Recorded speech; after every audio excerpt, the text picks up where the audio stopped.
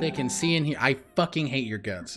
I hate you so much. Hi, everybody. Welcome to session 3 of Known. Well, it is. Known Realms Tolesh session 3. My name is Alec, and I'm going to be your archivist for this evening. But before we dive into our adventure, we are going to introduce the incredible people at the table here with us. I'm going to mix it up today, starting with Josh. Hi, everybody. It's me, TheGovnar, from TikTok, Twitter, and Instagram. I'm also foundable. You dumb fuck. No! You're foundable where? Tell him. I'm foundable, y'all, over at The Welcome Inn. Twitch.tv/TheWelcome Inn is an innkeeper. I play Brothos the Bold over there. What an accent change. Yeah, I make maps. I DM, all those sorts of things. So check me out. I'm very foundable. And next up, we're going to go to Lou. Hi, I'm Lou.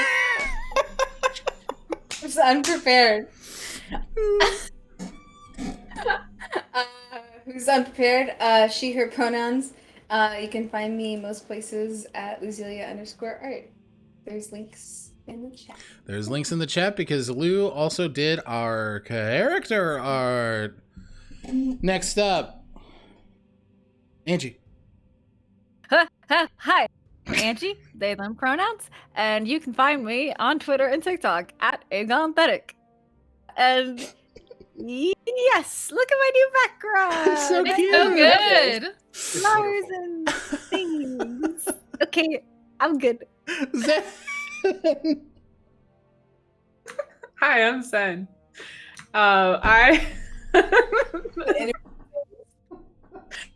I'm foundable at MXMeta on Twitter and Instagram, ZenMeta on TikTok, and ZenMeta TV on Twitch. I'm bringing a lot of technological goblins to this group, and I appreciate you all. You're good. You're good. Good. Last but not least, Button. Hello, my name is Button. My pronouns are they, them. I'm foundable at Bluebluebutton on social media. You can find me here on Sundays in the morning on Unearthed Inheritance. And you can find me in a couple charity streams coming up, but I didn't grab their info beforehand, so oops. Oops. Next time. Next time. Hi, everybody. As I said before, my name is Alec. My pronouns are he, him, and I'm going to be your archivist for this evening. You can find me all places online at CommunityDM. Socials are the best way to stay in contact with us and see what we're doing and when indeed we are doing it. Session 2, Hold the Line of Known Realms Tolesh is uploaded on the YouTube. So is a good time to... That's not how you spell that word. It's a good time to go check that out. And Button already posted it earlier. We got merch. We got some cool Known Realms stuff. Go ahead and check out that link in chat. And a big shout out to our friends over at Soundtail. Soundtail hosts a plethora of incredible sounds, music, and ambiance for you to include in your games. It helps create a more immersive experience, and we appreciate that was a burp. Everything that Soundtail brings to Known Realms. Is there anything else? I'm not supposed to be here. Oh yeah, where's the surprise? Josh wasn't supposed to be here this week, but as you can see, that really, like, Button looked really sad for a minute. The way it was delivered was yeah, but Josh is here, so we're gonna go, and we're happy to have him more than anything. Yeah. It's true. I'm not lying. Supposed to be here. Love you. All right. Is everybody ready to play some Dungeons and or Dragons? Yeah. Okay. I got a long read, and I'm so sorry. Let's turn the page and recount the events of Chapter 2. Hold the Line. Just as morning breaks, Sir notices 2 large owlbears rushing toward the party. Upon closer investigation, these are clearly no ordinary owlbears. Their gaunt features create a macabre mimicry of life, sinew and viscera on display as the undead monstrosities instigate a fight with R5 and their newfound allies of the Thortel Guild. Echinacea, Lazuli, Sur, and Zeo take on 2 of the creatures, while Nivien, Kaelin, Bellin, and Jen surround a third. The early morning assault being quite the show of each person's unique abilities. Sur, a paladin able to make his allies incorporeal and employ ghostly powers of his own. Echinacea, a wizard not only able to offer utility, but support and heal their allies across the field. Lazuli, a ranger swiftly weaving across the terrain and offering solid strikes with her arcane firearm. Zeo, a warlock using their growing connection with nature to deal elemental damage to long-range strikes. Even while utilizing the abilities in their kits, the fight was a bit of a treacherous one, with Lazuli falling unconscious and caught in one of the beast's decomposing maws. With this action, the rest of the group moved to end the fight as quickly as possible. Sur ran and drove his ghastly glaive into one of the undead owlbears, killing it outright. Echinacea not only used frost magic to finish off the owlbear, they also healed Lazuli from a distance, stabilizing her. Now, outside of combat, the group assesses the damage and tends to the wounded on the field. Both Sur and Echinacea bring Lazuli up and heal her, with Echinacea making their way to the other group, where the halfling Jen is also gravely wounded. The Aasimar uses their recently recovered medical knowledge to not only stabilize Jen, but create a salve to sanitize the once deadly wounds. Zeo checks in with Kaelin, both sharing a genuine moment of concern, as Zeo affirms that it is okay to not be okay. With wounds dealt with and resources low, the group wisely chooses to reform the humble abode and rest before traveling any further. As everyone moves into the abode, Sur informs the group that he will be surveying the area to look for more threats. In this search, he finds a grim stench of necromancy and a fate essence of something dreadful deeper in the Crosstara wood. Sur opts to move in and investigate further. Lazuli utilizes her primeval awareness before entering the humble abode and picks up a trace of aberration within a mile of her, deeper into the wood where Sur is currently heading. Inside the abode, Zeo watches Echinacea apply their medical skill to Jen as Kaelin sits in wait. Zeo then summons Lulu, the pseudo-dragon, to bring a bit of light to both Kaelin and Echinacea. Wanting to learn more about restorative magics and how they work, Echinacea asks Kaelin how he does it. The Droshman responds that his magic comes from a divine source, directly from his worship of Ioun. He then asks how they do it, and if they worship anyone. Unsure of if they have in their unknown past, the wizard closes their eyes and calls out to Ioun, though it is not she who answers the call.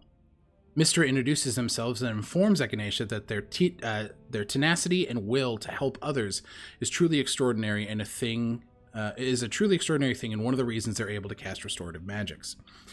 She tells them to chase that desire, to which Echinacea agrees. With an excited moment shared with Zeo talking to God, we return to the wood. Back in the woods, Sur and Shade move deeper and try to find a lead to follow.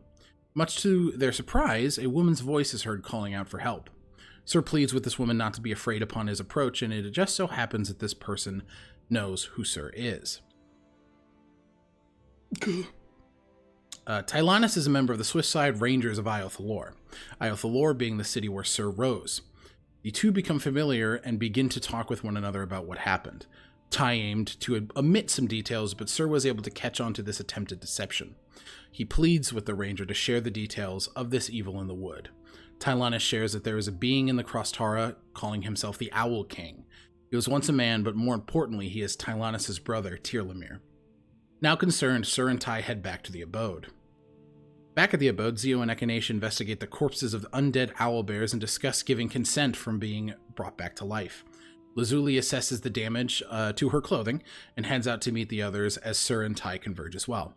Sur insists that he aid in hopes to honor Iothalor and the woman who took him in. The rest of the group quickly agrees. With the group inside, more information is given about the Owl King, his raising of the creatures, and Tylanus' shared history with him. Both of these siblings were raised by a Swiftside Ranger and aimed to follow in their father's footsteps. Unfortunately, he was killed in an expedition by owlbears. Tylanus realized that her father was reckless, while Tirlamir held a grudge against these beasts of the wood. On an expedition of his own, Tirlamir came across a hag who promised to make him the lord of the very creatures he despised. It was there where the Owl King was born. Understanding that the night may give the group an advantage, they choose to take the day to rest, and at night they will hunt the Owl King. Over the course of the rest, Zeo checks in with Lazuli post her fall in battle. Echinacea talks further with Tylanus about Iothalor and House Whitmore in hopes to protect Sur. Sir watches and wait in a moonlit grove as Kalen joins to thank him for his heroism. Kalen informs that he will do the same with the others as when they aren't occupied. Echinacea, Lazuli, and Zio wake up to thank you letters after their rest concludes. Nivien then helps Kalen retrieve wood and supplies, leaving to talk to Sir about their shared undeath. The two have a sweet yet foreboding conversation about their circumstances and play a game of chess. Echinacea mends Lazuli's clothes, gifts her a bag of holding, and then the two work together to bring a mechanical armadillo to life. Echinacea hearing an encouraging word from Mistra. Lazuli thanks her new friend and promises to try and repay the kindness. With that, the rest concludes. As the moon sits high in the sky, our party moves into the Crostara wood to hunt down the Owl King and end his unnatural acts. With Tylanus and Kalen aiding them, the seven move into the wood and find a grim opening, one that oozes necrotic corruption. Tyr Lemire, the Owl King, makes himself known, and after a rousing and inspiring speech from Sir, the groups clash. Heavy blows are exchanged, but ultimately the Owl King is defeated. After this victory, the group is met with a shock as Sir's ethereal flame dims dramatically, and he falls into the murky puddle in front of him. What the group doesn't see in the what the group does not see is the mist-covered memory that Sir relives. As a knight of the Ebon Eye, Sir Declan is promoted by his commanding officer and invited to an operation in the city of Illenbell. Commander of the Lerethian Order of Knights, Lorien Belnades extends a personal invitation to Sir Declan, in hopes to command a force able to defeat the creatures bleeding in from the Shadowfell. Without hesitation, Declan accepts. We see the vision fade as Declan celebrates his promotion and shares a warm moment with his brother, sister-in-law, as well as his niece and nephew. The tenderness momentary as the chapter closes with the party looking down at their incapacitated ally. And that is where we are going to start today's session. The group, all of you see, I imagine you're closing the distance here. I'm right next to him. Yeah. Yep. So give me an investigation check with advantage, Echinacea. Sir! Ah! Okay. Oh, that's such a real scream. Investigation? Investigation. 22. You can see what looked like a complete dimming of his essence is only partial. You see in his midsection this bright green flame still swirling around, and you're able to hear with this investigation check just momentary moans, small surisms making their way to the exterior. It is apparent that he is not dead, but he is in a bit of a catatonic state at the moment. Can Zio approach? Run over to if their all of you guys side? want to approach, so you want to approach Echinacea? Yeah, just like over Please. to the side of the armor, and they're gonna get on their knees and try and use thaumaturgy again, Okay. just to try and light up the fire, even though Angie knows it won't work. Yeah. Zio doesn't. Echinacea, you see as Zio kind of drops and begins to use thaumaturgy in the same way that they had done earlier in this fight. A similar effect, a momentary kind of bloom, but it settles back after the thaumaturgy has faded. Why is it not working? It always works with fire. Echinacea puts their hand on top of Zio's, where Zio has been casting, and they cast light to illuminate the interior in the same way that they did with thaumaturgy. Yep. I don't Sir's know. armor. I'm sorry. Easy.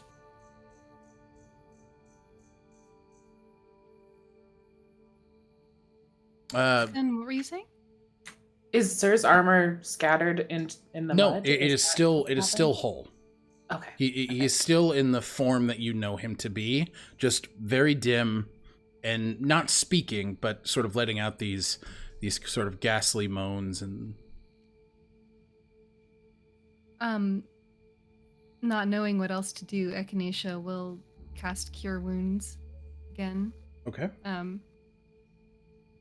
Not that it will get him up, but they don't know that. And he would heal for 7 if that's still applicable. Yes, you will heal for 7. And Echinacea, you do see as some of the dents in the armor, the form that you've known to be Sir's body begins to sort of fix up to the more natural state that you've seen. So you can tell easily enough that the healing is taking. At this point, Lazuli, anything from you? I know Lazuli was really far back because she was just a ranger, but she definitely, as soon as she sees them fall, she kind of like launches and flies, like darts, like to the spot, like a little zip of golden light. But she's not really a healer, and she's obviously seeing them do their thing. So I feel like she's just going to hold on to the armor and try to like pick it up or something. I don't know. give me a strength check. I don't know. Niv would want to help. Carbon. Okay. I was going to say, if all of you are helping, you can either roll independently or choose to give somebody I got advantage. a 19. Jesus fucking. I have +0, but that was a 19. Okay, so A strong fairy. you guys see all of you working together to sort of help Sir up. All of you move as Lazuli sort of takes hold on the back and lifts. He is able to be sat up. You see as Kaelin sort of comes from the side, as does Tylanus. What happened? What do I do? What do we do? Maybe Just flickered out. I know. Tylanus sort of looks. I know that there's someone in Iothalor that looked at him and did some work. Harriot, maybe we can take him there. How far is Iothalor? It's about a day's ride. Shit. You you are carry his him? companions. We can take him to the carriage that you all have, but Kaelin sort of looks and just begins to investigate a bit. And as he does, he sort of leans in. We will transfer over to Sir, unless there's anything pressing anybody else wants to say or do at this moment in time.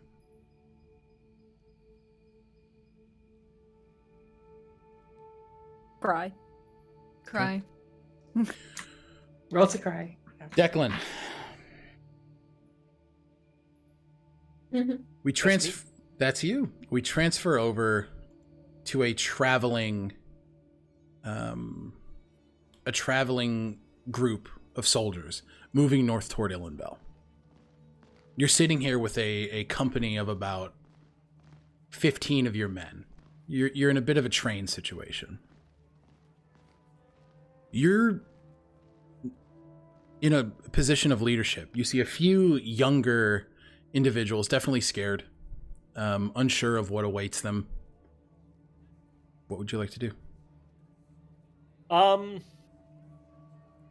I think seeing the younger members of the unit showing fear, Declan would turn to some of the more senior sergeants in his direct report. Yeah. And will strike up a hearty conversation about conflicts that they've been in the past. Ooh, okay. You see as he kind of harkens back to prior battles. Yeah. And he turns the attention to stacked odds that they overcame. Sure. As he attempts to shore up confidence of his comrades. Give me a charisma check. Since you're imploring the help of other individuals in your stead, do so with advantage, please. Oh, thank you. Huh. Ooh. That is a straight charisma? Yes. Or performance? Oh, either way, it's +1. Charisma. Just straight charisma. Questioning 20. You see is there is this smaller individual who's kind of sat. This is a mouse folk who sort of. I'm not scared of anything. We can do this. Absolutely, we can do this. I'm not worried at all. You see. Capital attitude, my friend. Thank you very much. You know this to be Gimmick. Gimmick? That's cute. Yeah. Very deft is a cartographer that is with your company. Okay. Tell me, Gimmick, my friend. Sure. How fares your latest cartographic pursuit? Well, the sciences of maps are very interesting to me, and, you know, when I spend time looking at them, they just make me feel they're going well. Sorry, I get distracted by the art of it. It's good. We seem to have a pretty clear path ahead. We're able to look, and it sort of leans out the side of the car. My eyes in the sky are getting a good surveying of the area, so we'll be able to make good use of that information. Eyes in the sky? Do I know the context of that? He is a ranger. Wonderful, wonderful. Be sure to perhaps alert us if you also see danger in the vicinity, Gimmick. Thank you. Of course, Commander. No problem. Capital work. Thank you. You see as a younger human man, he is a bit more jaded than the rest. You understand that he is not a part of the Ebony as some sort of honorific. He was charged to service as a punishment to a crime. He sort of writhes about his armor,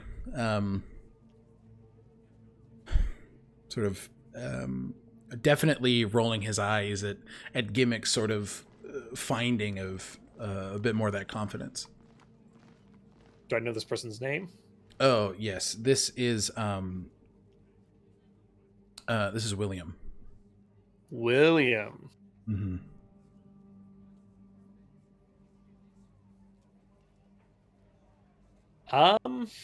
It's a private, very low rank, but has given you issues before. Yeah. Oh man. Jesus Christ. This is knowing Sir, this is the last thing he would want to do is solicit this individual at the chance of demoralizing everyone around him.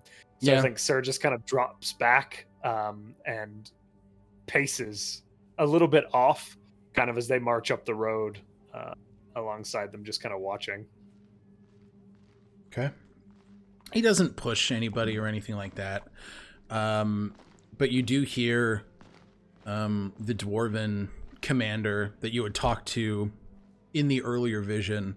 The name is coming back to you as Thordic Bittersteel. Okay. What do I hear Thordic say? We're almost to Ilenbell. Should be making our way there within the next night. So, ready yourselves, ready for camp. We do not know what sort of shadows await us ahead. And Thordic is saying that to the entire yes. convoy? Yep. I think Sir will busy himself finding the best of kind of spots out of the area that they're moving to camp for his unit. Okay. Just mother henning a little bit, but wanting to preserve strength and find them as comfortable as possible in the area. Okay. You're definitely able to do that. I mean, you sort of take the time to make sure that you're setting everybody in your battalion and yourself up for success, right? You're doing everything that you can.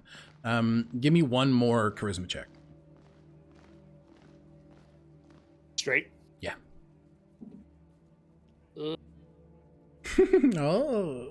13.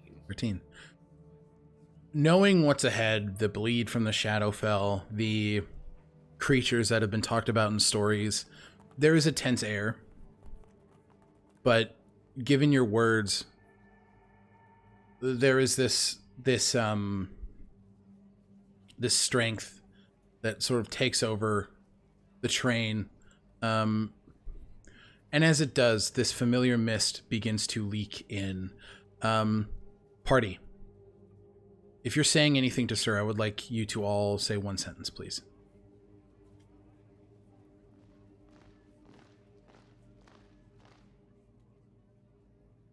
Are you going back to your body? you hear it as this familiar voice, the name Echinacea, hitting your brain space. The visage of this petite Aasimar, a memory of fighting and stopping a mugging inside of Alden Gate, hits your mind. Bless you. Anybody else?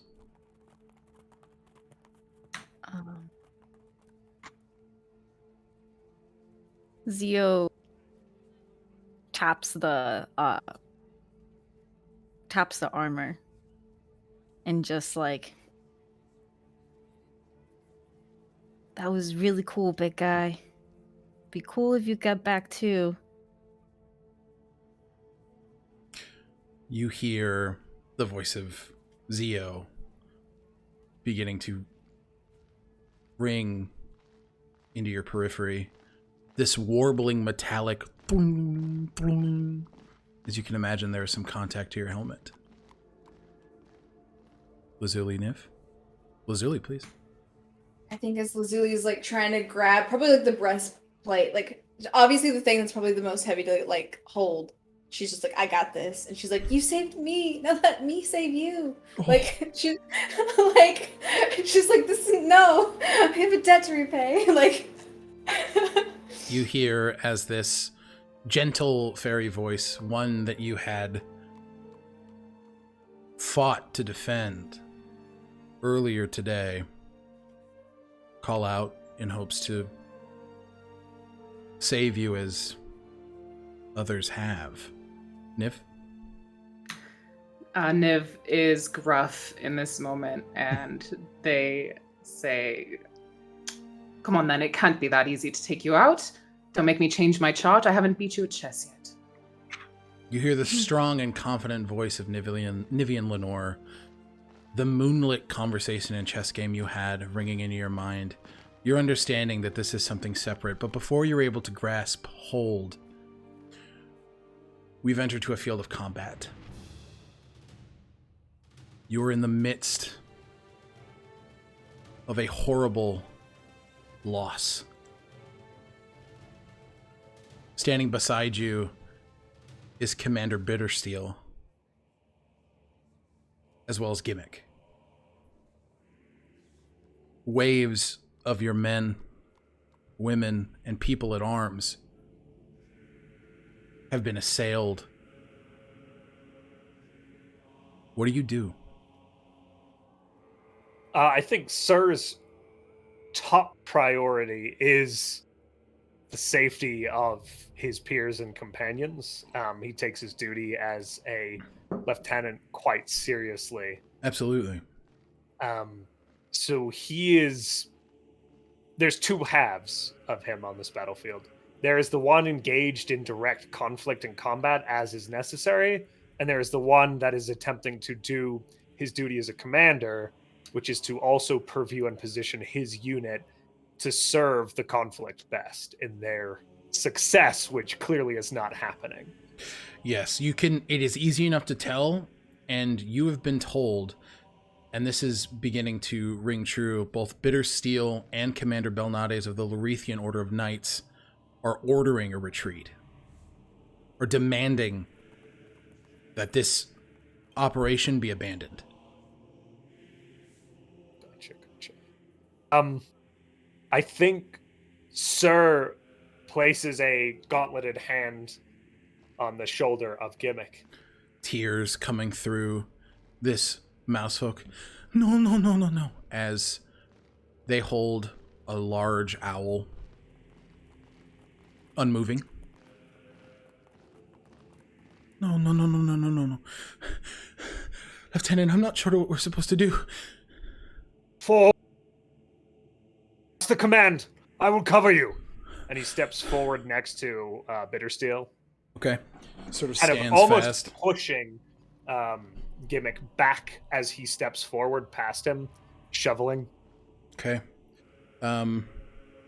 Content warning. Reborn. You push Gimmick back and you move forward. You begin to turn and look at Bittersteel. Understood, Lieutenant. As Shadow, this tendril blasts through Bittersteel's throat, killing him outright. Tendrils splitting. I think immediately As his form is dragged into the earth. Commander! And you watch as Declan steps forward and swipes, obviously too late, at these grasping, shadowy fringes. Are these things we've seen before, or is this sprung on us? Give me a history check with disadvantage. It's hard to say. Okay. Disadvantage, you said? Yes. Yes. Ooh, that's not great. History? With a -1? That's 5. You've seen the creatures here take on this wispy, tendril-like visage. So through your incredible deduction skills, you can imagine that these creatures are lunging forward, and to your mind, it's them. I meant more like in prior conflicts. As sorry. No. That's fine. I misunderstood. It's just something that he has like. This is new. Of, this is brand new. This is new. This is different. This is so yeah, strange. absolutely lashed at the ground in an attempt to strike it down. Okay. But as the commander falls, he's used to watching this, or is used to armed conflict at least, and it doesn't falter him. He parses that out to another part to be addressed later. Sure. And again, steps forward into position, ever calling the retreat. Fall back! Retreat! You see... Give me a charisma check with advantage as you order this retreat. The 4 of you, think of another sentence. Has there been any change to the You to the see body? as Sir's... Yes, actually, phenomenal question. Thank you, Angie. You guys all see as the light begins to pour back into Sir. As the plumage, this green flame begins to emit strongly again. Josh, what did you get? A 17. 17. You see as a vast majority of men, there are only a few left here that are standing around with you. Making sure that others have the time to escape. A hefty number heeding this advice. We'll go back to the group for additional senses. Whoever wants to go first, please go for it.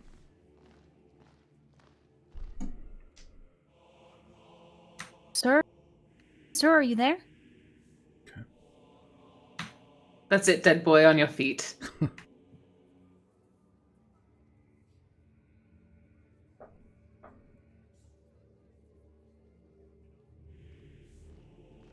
think she would probably just say, he's coming back, I can see it, like it's working.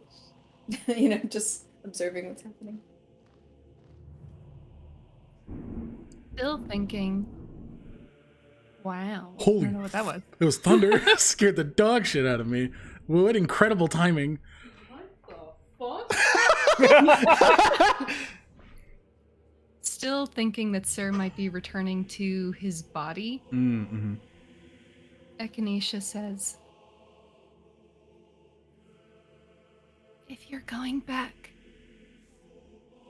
I'll miss you." Fuck. Button, take an inspiration point. So, Can I yes, react please. slightly? Yes, to that? absolutely. You're coming back to your form, yes.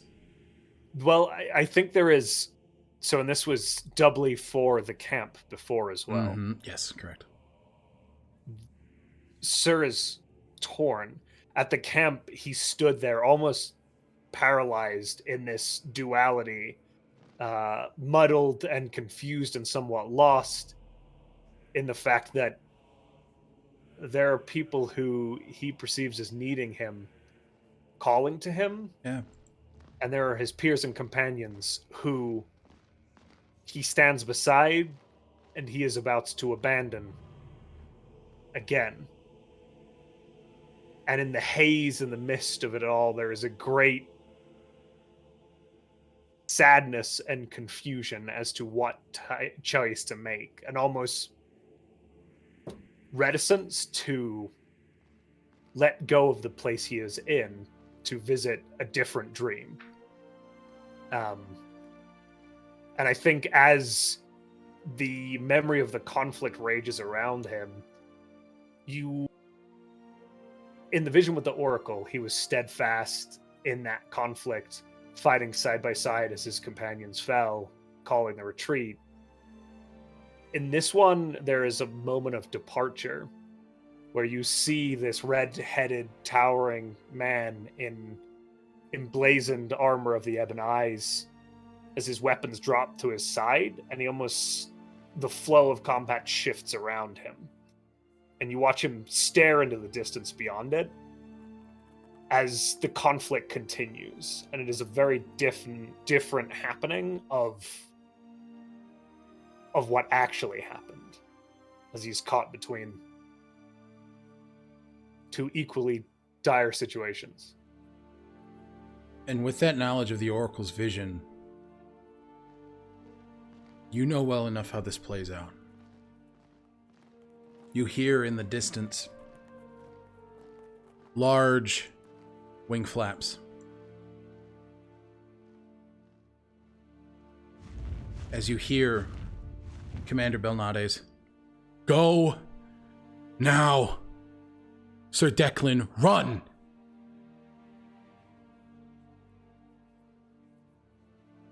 In that moment, the mist envelops you completely as all of you see Sir's light. Sir, you're back with the party, unless there was anything else pressing. I think there is immediate terror, Sure. yet again, as for the third time, he experiences what is likely his greatest fear. Even knowing this time that it is a vision and not the same experience, this being who you all know not to breathe comes bolt upright, possibly Lazuli, sorry, tumbling you over. Yeah, kind of bolt upright, Lazuli, and he is drawing gasps of breath as if he has been buried, dragging for air. You see, if he could, his chest would rise and fall, yet it does not. There is no need for this, and yet you can see as the light rages up, it is almost pulled back in as there is this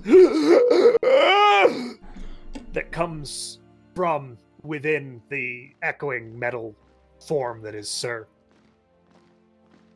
It isn't real. It isn't real.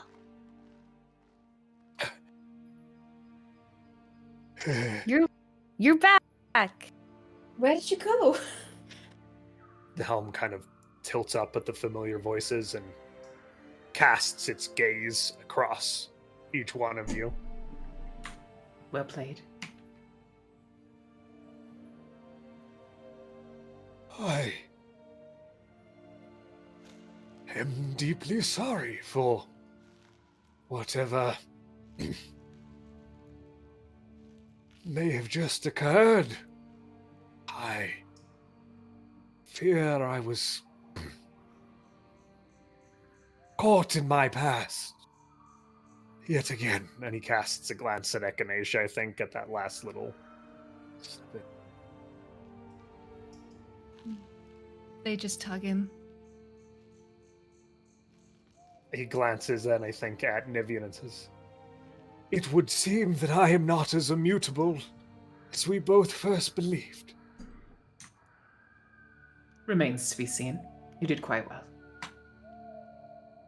Lazuli's gonna get up because she's probably now in water, and she's gonna kind of clean herself off, and she's gonna offer a hand. She's like, "We held the line," and offer to help him stand up. I think Sir will take her hand and then, weighing 600 pounds and having 3 times her height, just kind of stands. Zio starts crawling up the armor like how they did the first time they met Sir.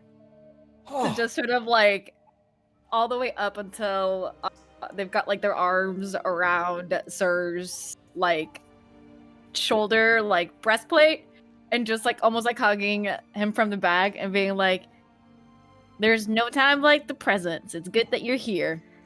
That is my dog barking. I apologize. There's a dog in the distance. Good, good. You hear it. You guys all kind of stand up, Echinacea hugging Sir Zio around his neck. He kind of like smiles and nods at Zio and then casts his glance around, clearly trying to get his bearings. He's not certain how long he's been out. Yeah. Please. For how long was I? Moments. Just for above table for the Like party. a minute? Like 5 minutes. I don't know. Not long. And then one more question for the DM. Do I remember everything that I recalled? Yes.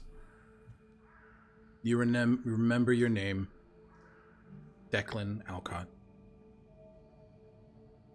You remember the conversations you had, yes. Pieces have returned. He glances at Echinacea again. Why, I do not know. It's a difficult thing, sir. I'm sorry. Yes. I suppose it is. Oh, I'm sorry. No, go ahead. Echinacea's brow furrows up at him as he says that. For me, at least. But if your experience is different, and you want to talk about it, I beg you to do so. I fear we may need to have that conversation and several others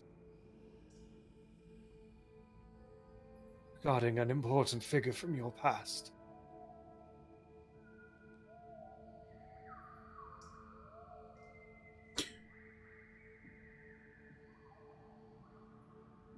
But perhaps not in the middle of the woods. Tylanus sort of looks. Sir, I extended the offer, but we could head to Iothalor. See if Mr. Oten could take a look at you.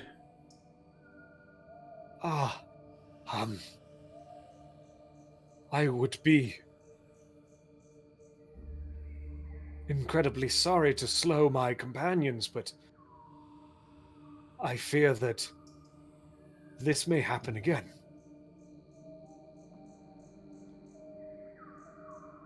Kaelin sort of looks. Well, the choice is yours. You've done us more of a service, all of you. I will follow where you go and help, if I can. We owe you our freedom.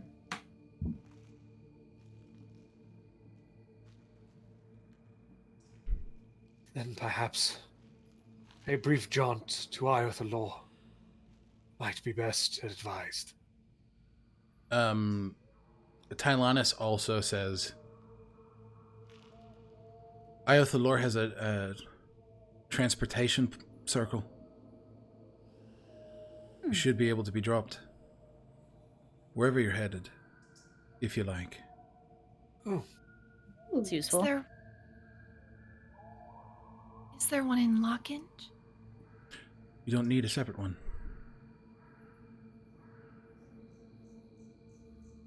oh, They'll have mages that are familiar with the area, so they can drop you with assured accuracy.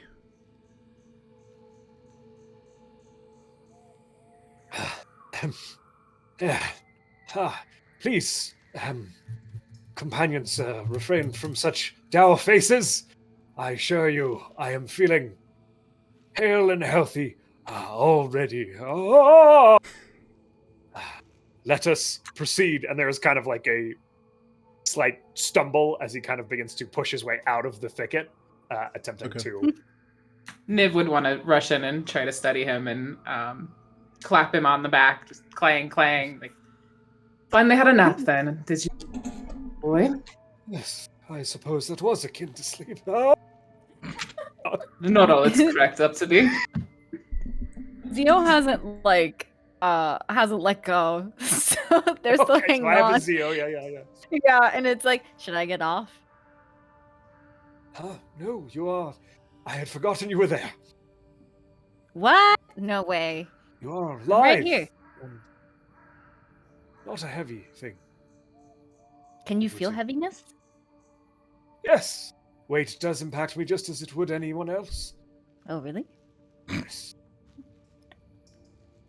It's like, and then Zio continues to crawl up until they're sitting on Sir's shoulders.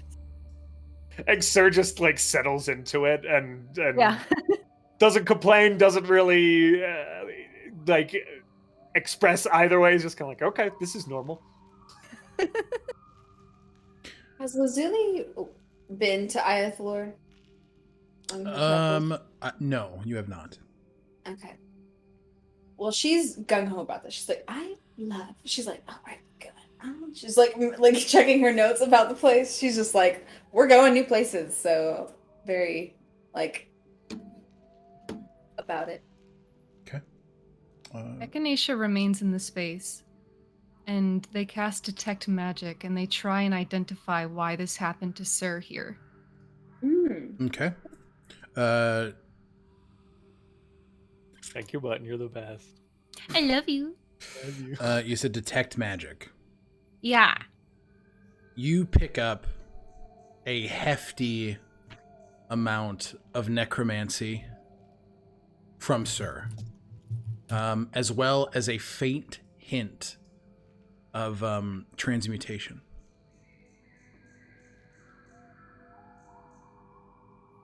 And nothing in the space. It's coming from Sir. It's coming only. from Sir only. Nothing from the space. They look down at the ground where he fell. They go, I still blame you, and they kick it, and then they follow. Okay. I love this.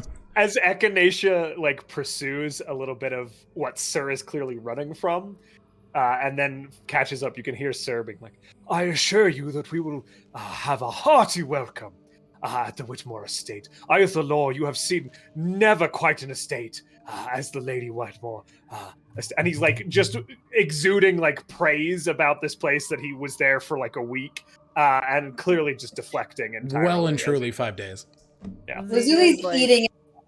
Yeah, sorry. To you guys, it is the grandest castle you have ever like heard of.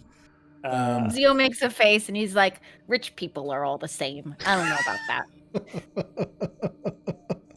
that. Okay. There is a bit of a cave system that it looks like Tylanus is entering. Do you follow, or do you head back toward the... Oh. Where are you going? This must have been where he was staying. I'm just going to go scope it out. You're more than welcome to join, but given your circumstances, I wouldn't blame you if you didn't. I plan on splitting whatever I find with you. All the same. I'm not going to let you go in there alone. They follow. Okay. Oh. Thank you very much, Echinacea. I appreciate the company. Zio Nib would jumps follow off as of... well. Okay. Zio Oh. will finally jump off of Sir. Makes Sir sense. keeps going for about 10 feet, realizes he's Oh, alone, and then no. slowly pivots and goes, Fuck! oh, yes, Um, and then like tries to catch up, and it's like, oh, We will he was skip still monologuing to himself, yeah. the dungeon aspect because it did not go to that. But you guys can place yourselves. Just everybody give me athletics checks, and Oh, fuck! if you're assisting, let me know who is assisting who. And I did. you're What starting happened over with the here, body? What babes. happened with that body of the Owl know. King, by the way? It is It is just dead. Decomposing? It's nothing. Yeah. Nothing else is happening. But you guys are going to be starting Okay. here, and depending on, I mean, it's a fucking 5-foot climb. Like it's not. I'm at the easiest. back this time. All right. Nat 20 athletics. Okay. Is anybody choosing to help anybody else? I need to help myself because I got Got a it. 9. Ooh. I think I'm I'm too far so behind weak. to be helpful. Yeah. Sorry, Button. I didn't mean- No. Sorry. Okay. So with a 20, I mean, Lazuli, you can fly. I got an 18 too. So. Okay, so I will say you guys are up here, sort of on the I can opposite help. end. I can help Zio. Okay. He's trying to scramble. Okay, so roll the athletics check with advantage, Only or two just of roll me. it one more time. Oh no. One more time. 18 again.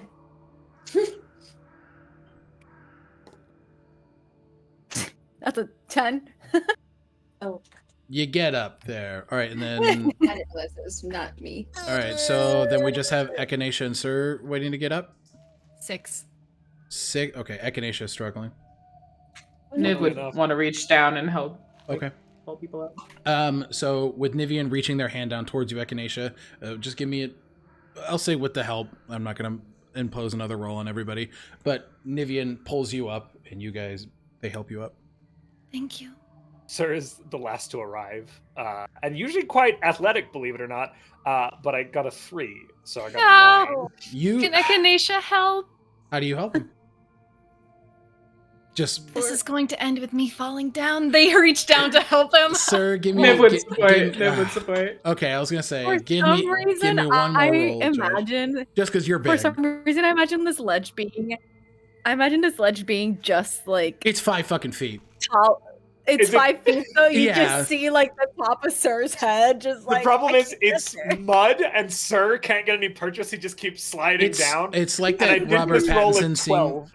You do get up. You do Okay. get up. It's like that scene in The King where Robert Pattinson is just fucking spish splashing around the mud in his armor. He's just like. Okay, so Yes. you guys are in here. You are free to explore. Let me know what you do.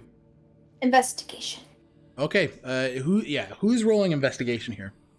I will be. I still have detect magic for 10 minutes. Okay, you are picking up a few different magical signatures toward the end of this cavern system. They have no concept of a place that could possibly be trapped or anything. They head in that direction. Luckily for you, there are no traps. Oh, Yay! This is just some guy's hovel. Okay. But you There's do. Sorry, There's a table right there. there is I a table think right there. Zio's gonna fuck around with whatever is over there. You see a few potion bottles, most empty. A trashed book. It looks like a scrawling of a madman's notes. Just collections that. Zio grabs it. Okay, you take it. You can add Tyr Lemire's notebook to your inventory. Well, Zio's gonna grab it and immediately Oh. hand it over to Lazuli. Okay. But Book. Very Okay. nice. Nivien, sir, where are you guys headed? I will just follow along behind Nivien. Okay. Kind of mostly just on guard more than anything else. I think as the others are wary of things and traps, Sarah is wary of enemies. Okay. Not that there's any in here, but nonetheless. And Yes. then Niv, where are you headed? Niv is kind of sticking between everyone, not really concerned with what is contained here, but Just if there are holding- threats, Holding yes. the other end. Got it. Okay. Echinacea, with your Yeah. investigation check, you're able to find 250 gold pieces. What? 125 silver pieces. Ah! And 50 copper pieces. With your detect magic, I'm just going to give this to you. A +1 shield. A set of boots of springing and striding.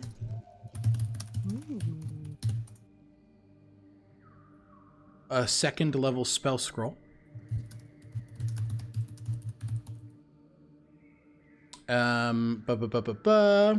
Potion of climbing. And then a dark shard amulet. The fuck is that? What the fuck is that? jackpot. Found a lot of things. Ignatius is holding a lot of stuff on the shield. There are a lot of things. You Doesn't guys, someone have a bag of holding? Lazuli does. It's me. But yeah, you guys do see as Echinacea calls out and it's just sort of like, I have this stuff. I've got a place to put it. I think.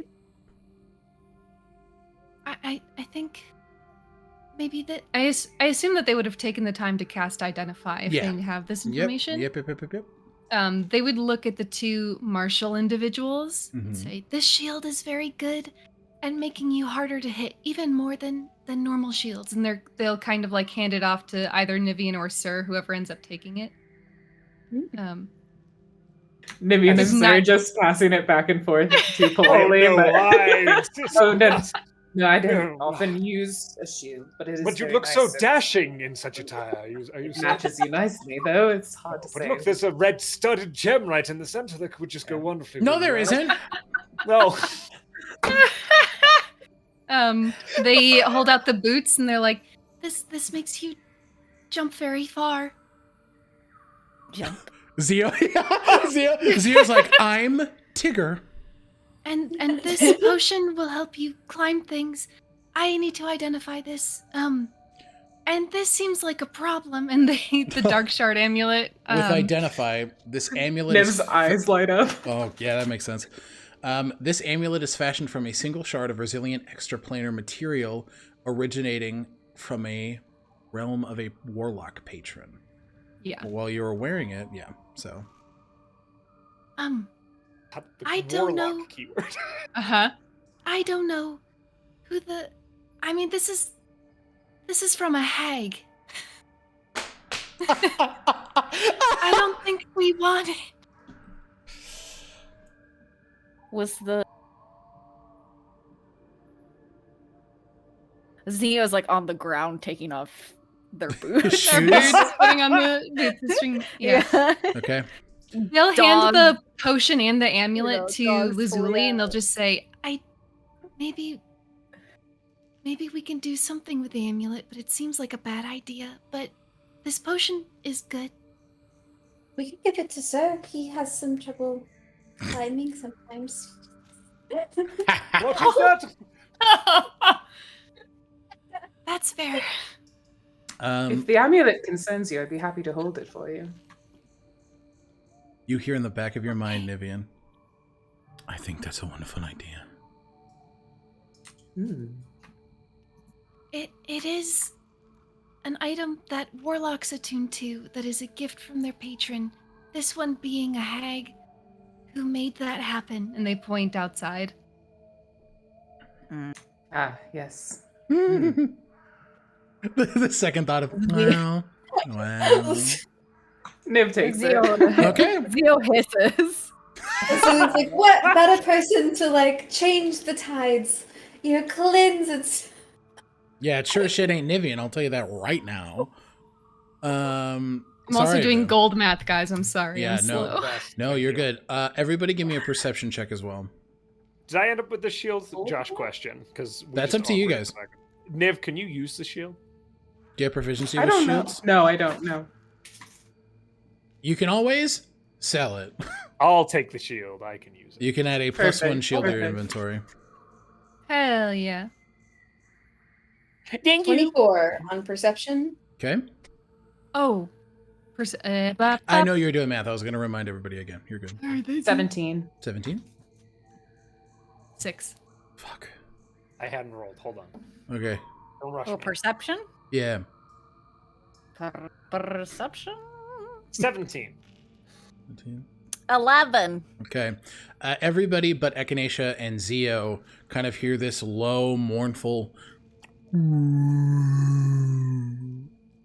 Fuck.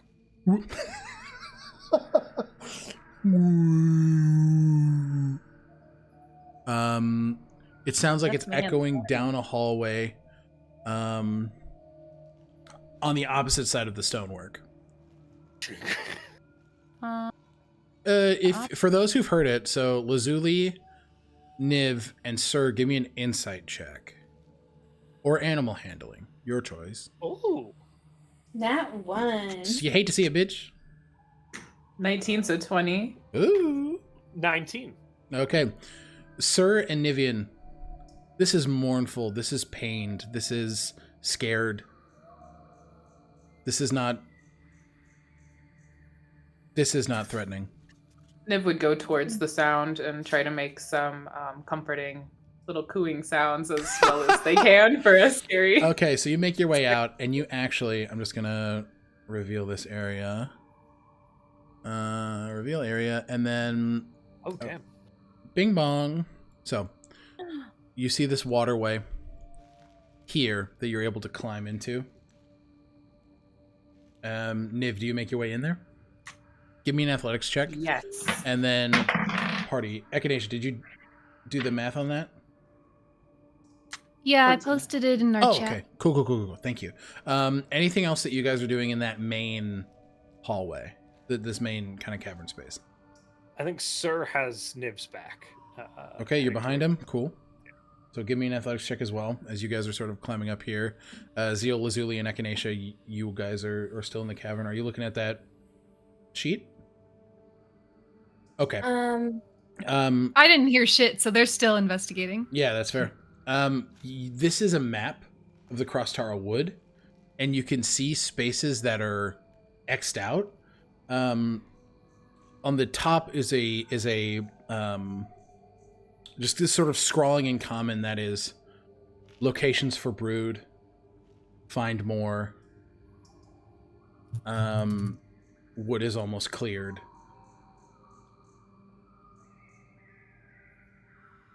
That's and it? then no, that is not.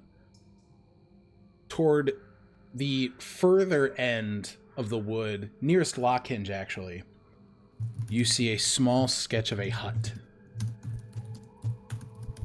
that says Viola's home.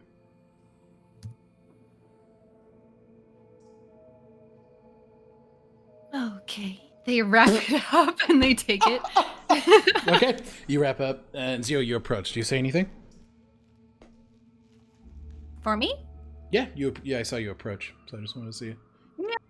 I think they're walking back and forth, Okay. testing out their new The new their shoes? new boots. The new Yeah, digs? and they're gonna take a running leap. It might Out take of- an hour. No, let this happen. Yeah. Give me, hold on, let me get the comedic music on. Yeah. Let this happen. Give me, Wait a moment.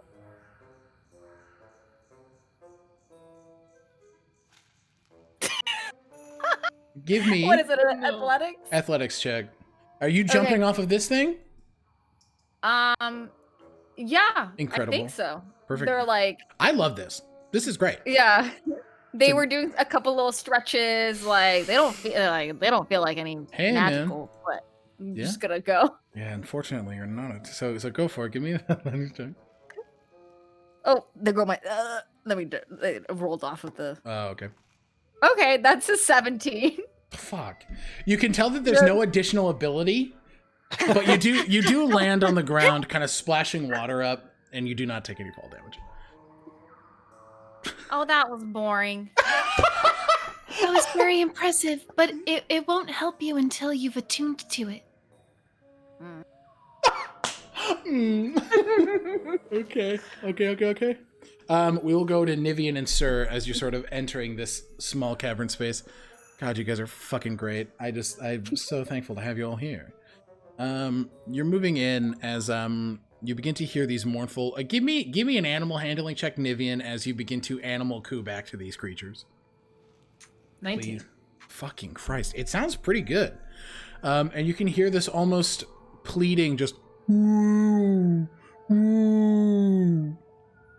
all right. We're here. We're coming. Okay. You move in, and you see this large mama owl bear huddling over two young cubs. They look a little emaciated. They look like they've been here for a little bit, but they are unharmed. And would I consider this to be a dangerous situation? Like a real bear with bear cubs? Give me, I will say given the desperation of this creature, no. And then Niv would... But give me an animal handling check, just to be sure.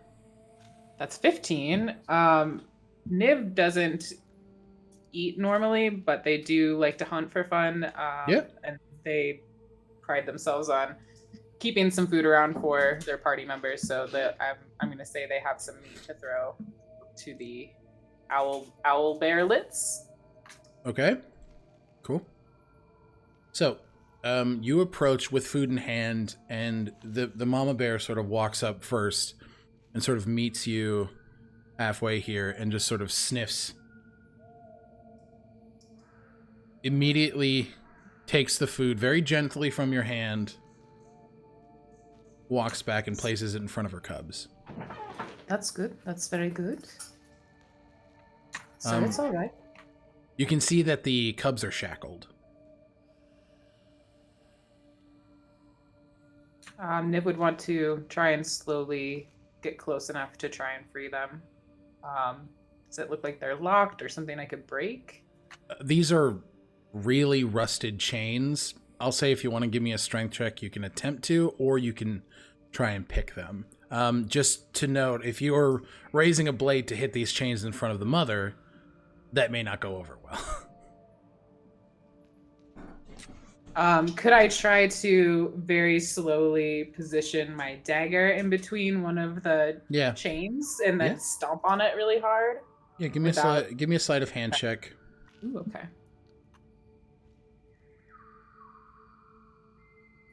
11 plus 3 is 14. 14, you're able to break one of them. Okay. As the small one, you can tell its feet are turned inward as it sort of just gallops a little bit back toward its mother and just sort of as it sort of like brushes up against the leg. You can see that the mama owl bear just sort of sits in wait.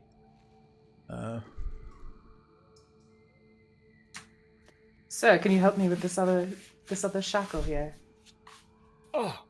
Yes, most certainly. So he's just kind of been cautiously watching, not wanting to make things worse. Does it seem like if Sir does just a smack on the chain, that'll still freak the animals out? Give me an animal handling check. Habado. Habano. 11. It's worth a shot, right? So, I just smack this. The chain breaks. Or give me an attack roll first. I should ask for what the roll is before I say it's happened. That is a 22. The chain breaks as the second owlbear cub runs to its mother. You see as she very gently picks them both up in the scruff. Yeah, by the scruff in her beak, as she sort of just this low as she begins to gallop off, wading the water, and her cubs depart.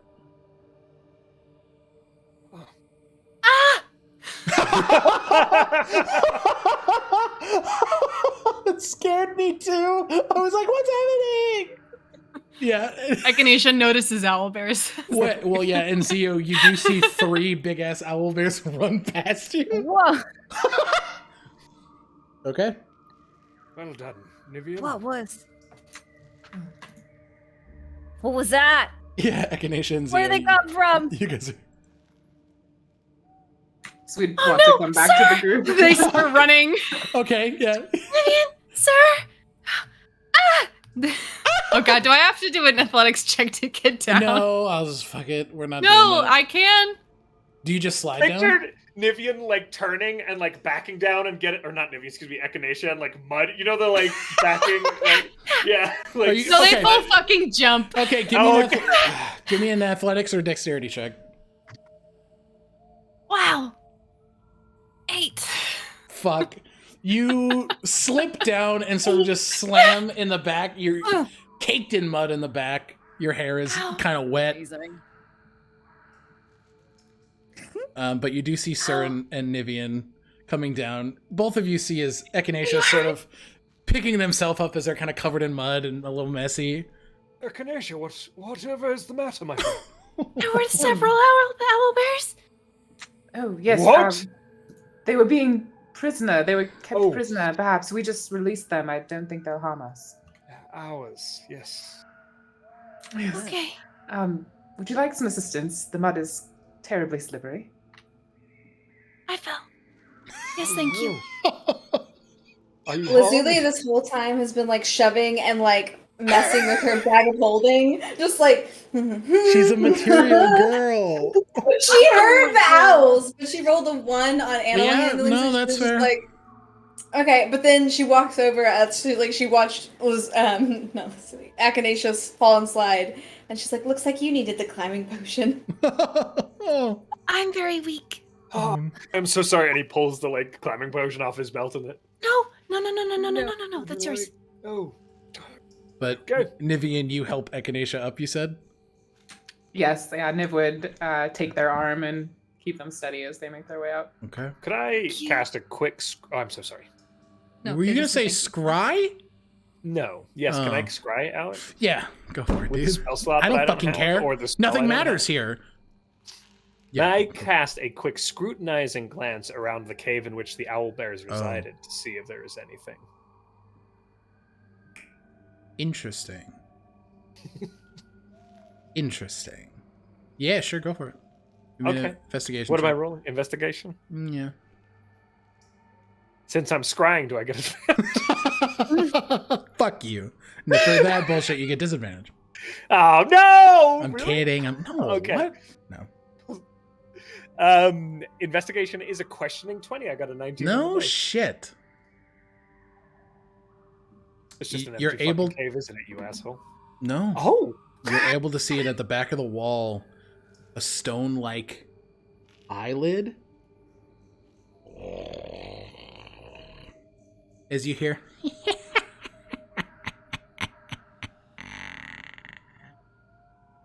Fuck that. I do not wish to alarm either of you. Do caves in this time period normally wink and cackle? Oh, no, not usually. I do believe we were being watched. And Sarah points at the like spot in the wall. yeah, that and was it's completely watching. normal stone at this point. It just looks like a fucking wall. Echinacea's eyes narrow. Hello, Viola. And then they'll turn around and leave. Do you say that? You say that? Yeah. What does that mean? Oh, you poor little thing. Yes, I'm very unfortunate. I could help with that. Fuck you. Fucking take a whole nother point of inspiration for the fuck you. Did we hear that conversation, or was that just? Yes, all of you heard this. Who is Viola? She's a hag. Near Lockhinge. Oh, Unless you'd like to move now. I'll be waiting patiently if you choose to stop by.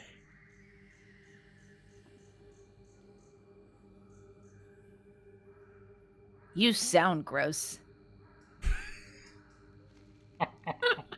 get burned. I love this is a party that's like, oh, you have a pact? Eat my fucking ass, dude. Is it? So it's like a stone. This is just it is right? just this echoing voice, and Echinacea, you still have detect magic up, correct? If It it's has- still in 10 minutes. It has been, so you will get divination magic in this space. Yep. Oh, hi, doggy. Sorry. I cannot hear you, Lou.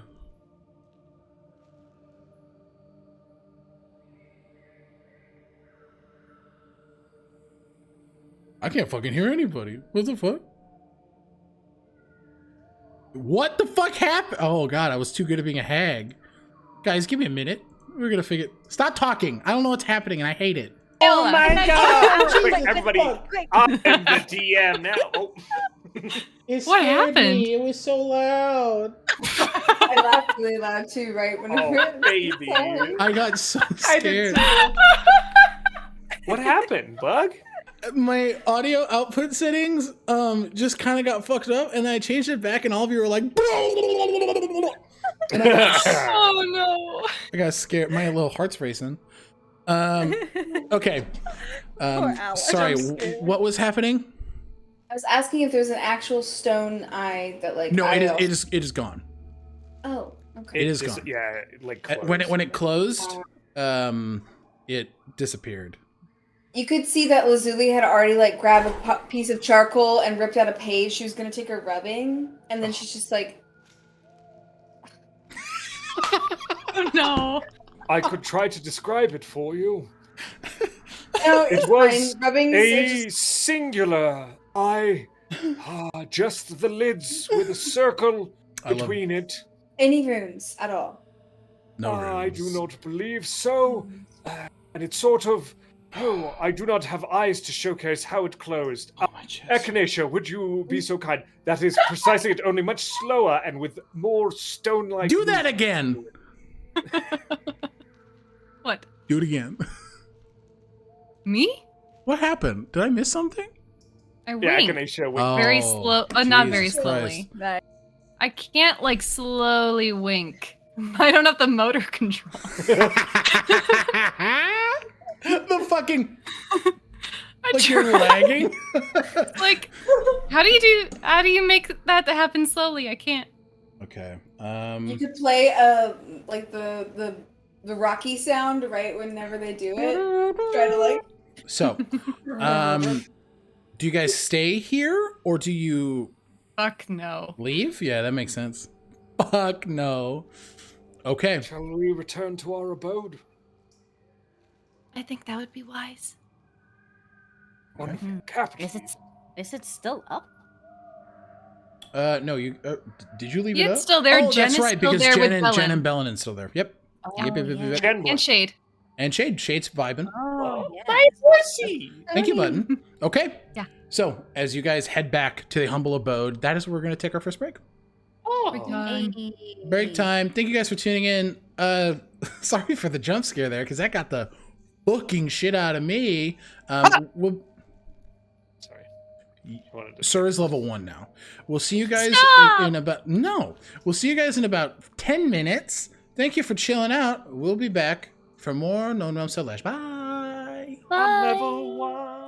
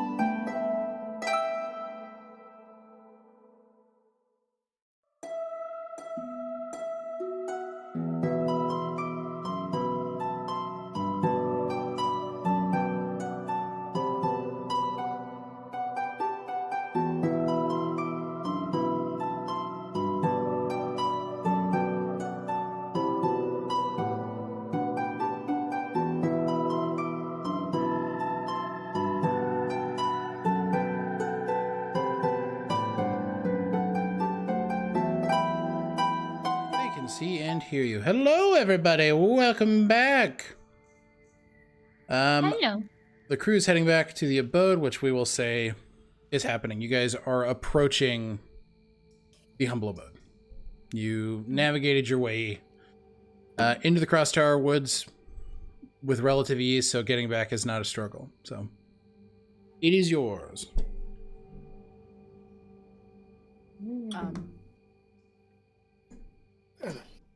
How long has it been since we got back? You guys are just arriving now. How long? How long of a journey? Probably about 40 minutes. Would you say the attunement has been completed? No, as you've been actively journeying back. Oh, so I have to sit. Yeah. And attune for an hour. Damn. Okay. Zio's gonna try and jump again. Give me an athletics check.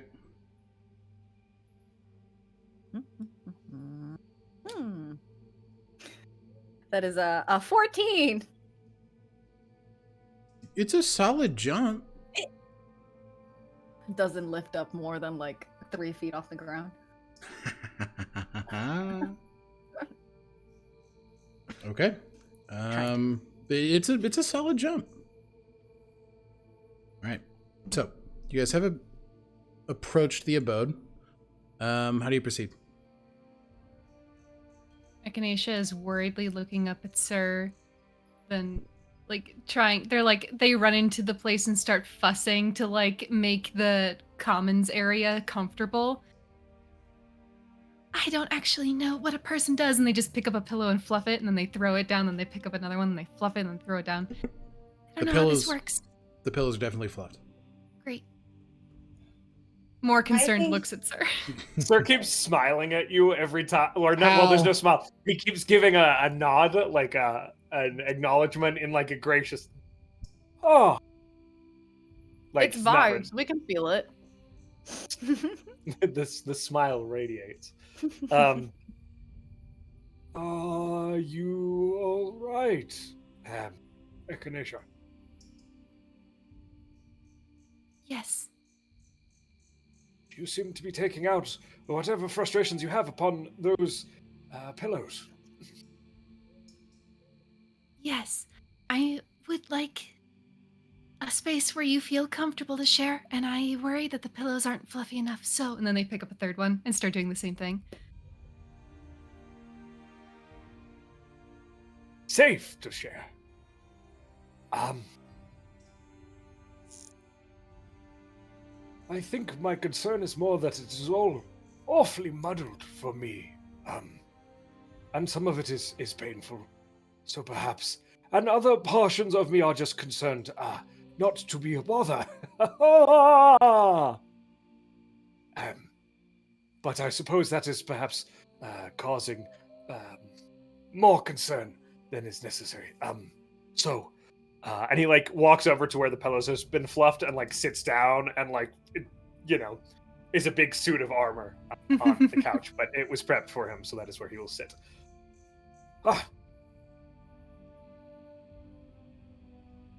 So, please sit. Still muddy Echinacea sits beside him. Oh, would you like time to, No. Very well. I am unclear as to why I experienced what I had experienced just now. That I must first admit to you. The best I can articulate is that I was using some of my magic that seems to come with my current state of being, and that perhaps it took some sort of toll upon me. However, clearly, whatever it was, wherever I was greeted, or perhaps trapped within my memories of my past. The boon of that being that I now have snippets of my past, including my name. Sir Declan Alcott.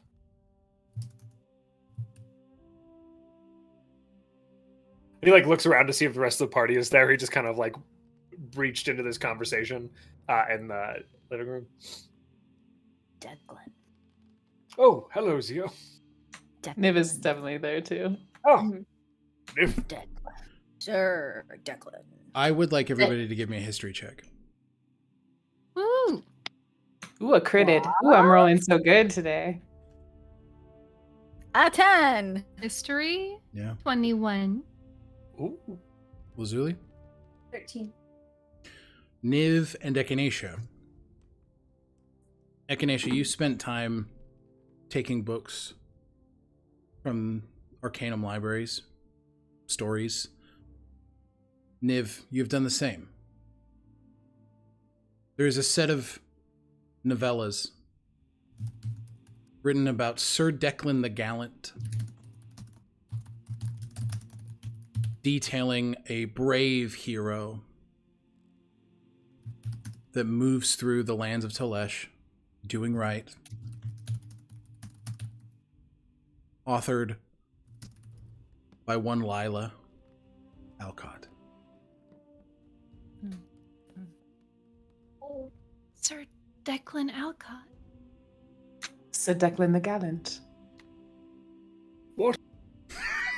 Echinacea will minor illusion this spectral text. It kind of spins in a circle in their palm, this faint greenish hue of one of the title, like the cover of the text with Sir Declan the Gallant, and then this scroll, this name beneath it. The name hits your memory first, sir, as you remember the name of your niece. The image strikes all of you as familiar as, more so you, sir, as you now recognize this as armor of the Ebon Eye, with sigildry omitted per copyright. Litigious order. That it Litigious order, that Ebon Eye. But this, it's to a T, the detail here. It seems that she had upheld her promise of telling your story. I suppose my niece is to be given credit for this, though. I must admit I am curious to know how that story ended. We'll have to get you actual copies. Yes. That would be interesting. She was always prone to exaggeration. But yes, Lila was my niece. Do I have a Yes. sense? Oh, I'm so sorry. Oh, no, go ahead. Do I know when she most recently published, Alec? You got a 21 on your history check? Yeah. I'll say with that roll, the last book that you're aware of, the last of this serialized piece of literature, came out about 2 years ago. Relatively recently. Sir, she published very recently. About 2 years ago. It may be the case we could, when you're ready, find this person.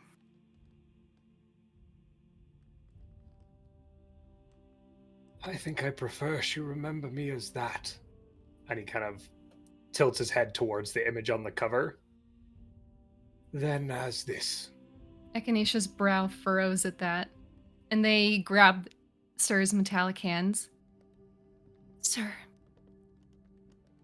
it is going to take me a very long time, but even before I met you, I have been researching how to bring back people whose bodies are gone. And I am very certain that if I can just become good enough, then I can get you this back, and they'll point to the cover of this spectral text with this entity with the long flowing hair, this man. So don't say that this is only a memory, because it doesn't have to be. And there's this desperation as they clutch these metal hands. We can do it. The helmet kind of is looking at the hands and looks up and says,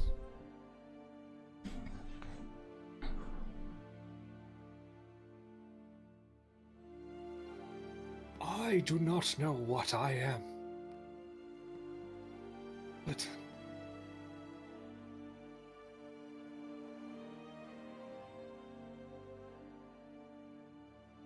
I am tethered to something. Something truly terrible. Tethers can be broken.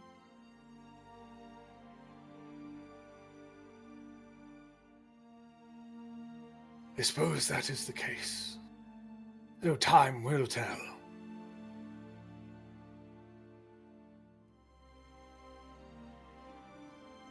I appreciate your kindness, Echinacea, but also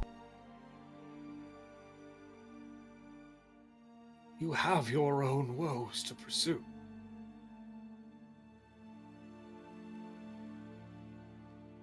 I was there on the day he was taken. He was the one to grant me my rank.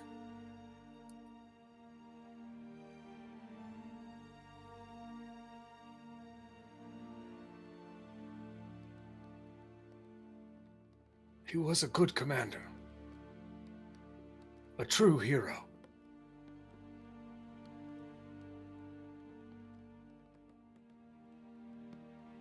Obviously overwhelmed, they remove their hands from Sir's and take this in.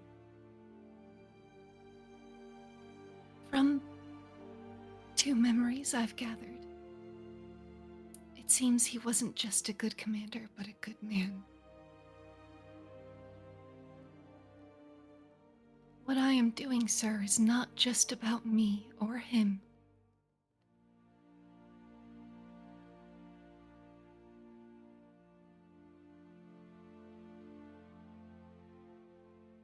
There are other people who need what I'm capable of. I just need to get there again, and you are at the top of my list. Got me my freedom.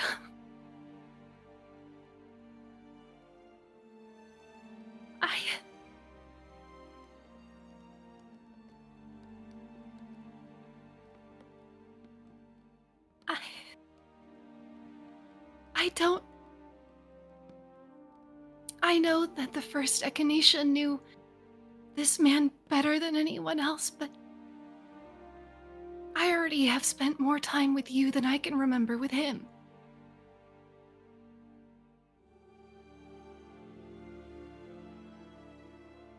You exist in my living memory and you matter.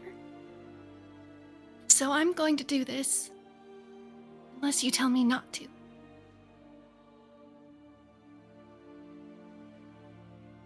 There is a sort of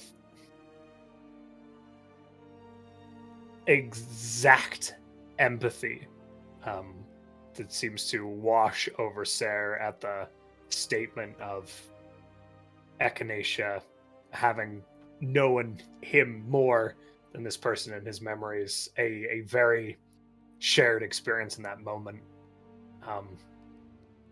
And leaving all of that unsaid, you see the nod, very soft and subtle. I could hear you all. In the flashes of my past. Each and every one of you.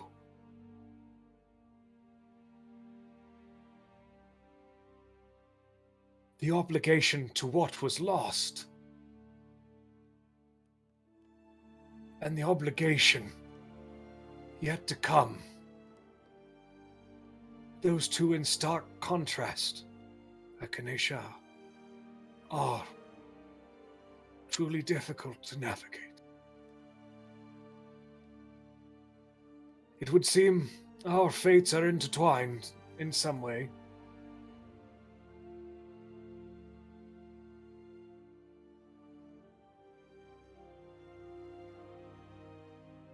Time will tell how that is. If they weren't already, I will it so.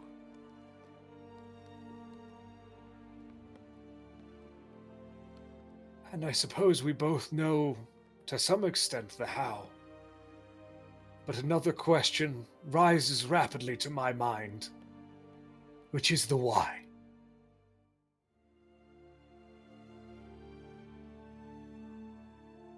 Why, after 50 years trapped beneath the earth, caught in some limbo, am I as I am and you, with memories completely lost? A loved one lost 50 years ago. It was 50, right, Alec? Yes. We don't know where Echinacea was, but we know that that happened you and That Lori on the person. same day. Yeah. Sorry, not to allude to, yeah. Why?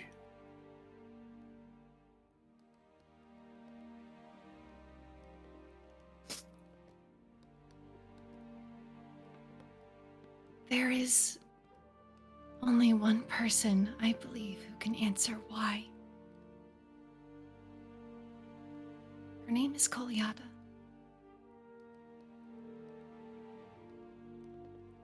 Koliata? Who is Koliata? Question for the room. Is everybody in the same space listening to this? I believe so, yeah. Nivien, Lazuli, Zio? Lazuli. I need a history check. With advantage, please. Good, because I rolled a 1. And then a 19. Yes! And Can then I plus some stuff. actually say that Zio walked out Sure. at a certain point Where did you of the go? conversation? When Echinacea started speaking about bringing people back, Oh, bodies. Okay. Okay. 21. 21. Mhm. It brings a chill to your spine, no pun intended, as this was the attempted leader of the winter courts of the Feywild. The Koliata? Koliata, driven mad by a blade, black obsidian ice. From your knowledge from the Feywild, she was betrayed by Coralon the Rethian. He promised her power, gave her this blade, crafted himself. Its untethered essence amplified the worst aspects of this person. Her selfishness, her greed, her desire to subjugate, to stand above those in her court. She was overthrown. Another importance with Koliata, when she was exiled, there were not one but 2 phoenixes in the Feywild at the time. One stayed. The other jettisoned out of the plane.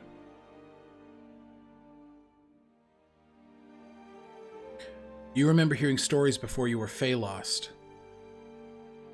of an individual riding said phoenix. The phoenix that stayed,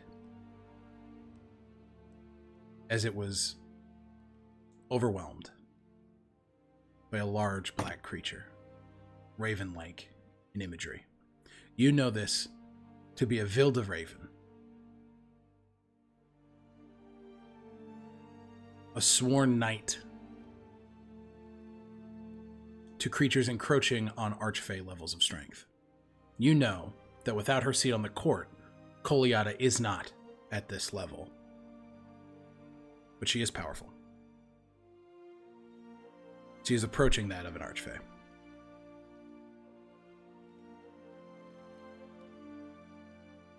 That is what you know, Lazuli. When she walked in, I think she would have, like, because it's a new day, she would have walked over to the goat table and asked it to be like a strategic table, Okay. you know, with all the little like pawns and the big map, but all the pawns, of course, are maybe goats. Cool, yeah.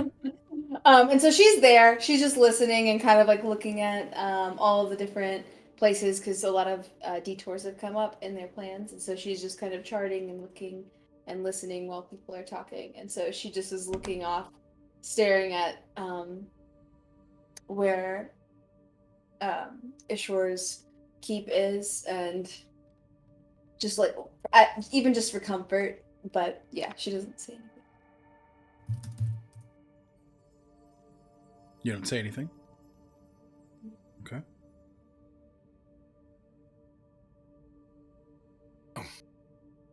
Koliata was the figure. They'll say to Sir, since Lazuli isn't adding anything. The woman. The crown of black ice.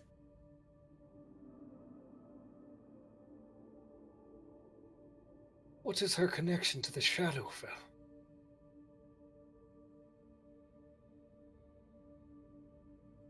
It is said that Rhyme, her blade, was forged from dark ice of the Feywild and the Shadowfell.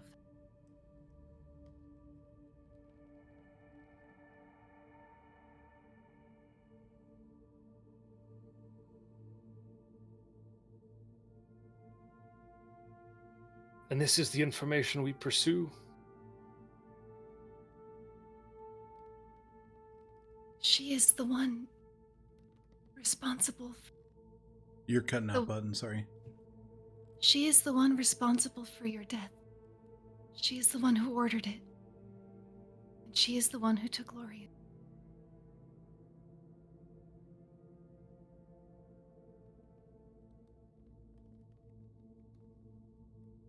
Suppose that provides some context to what we're doing. No.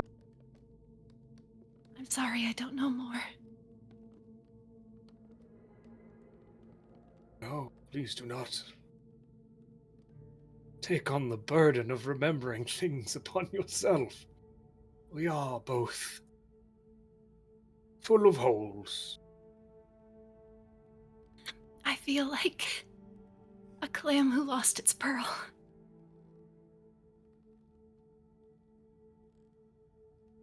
Well,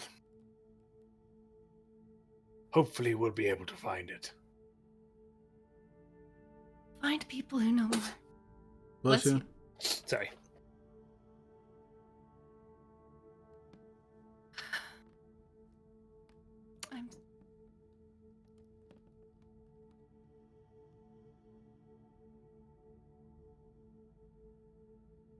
I hope there's some comfort in gaining your memory. But I know it also comes with pain.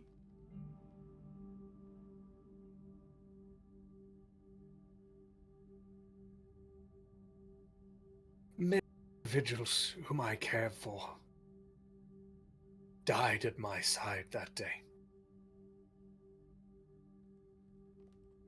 I'm sorry. That loss is all too real. And then there is the more subtle loss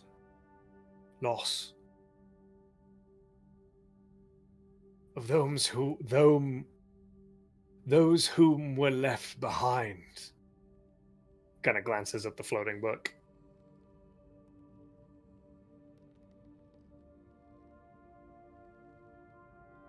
But one can take solace in believing that it was not all for naught.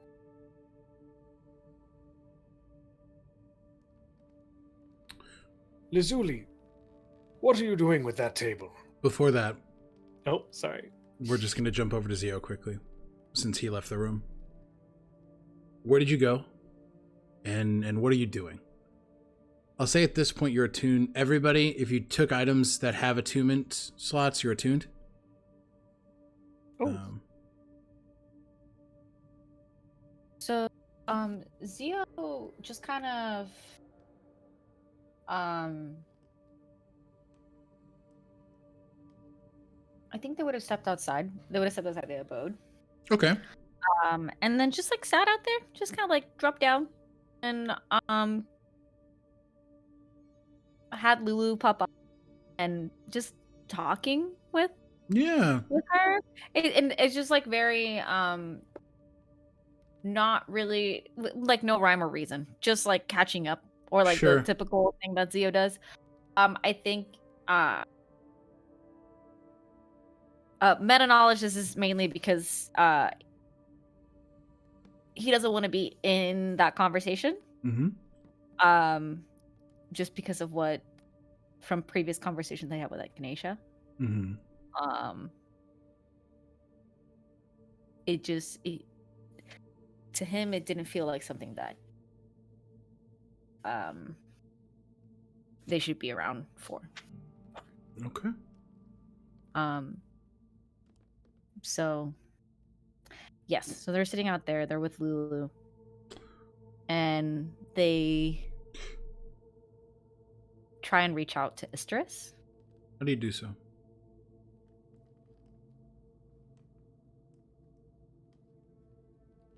They hold out their hands and try and think about the current. And I think in that moment, there would be shock and flicker of lightning in their fingertips.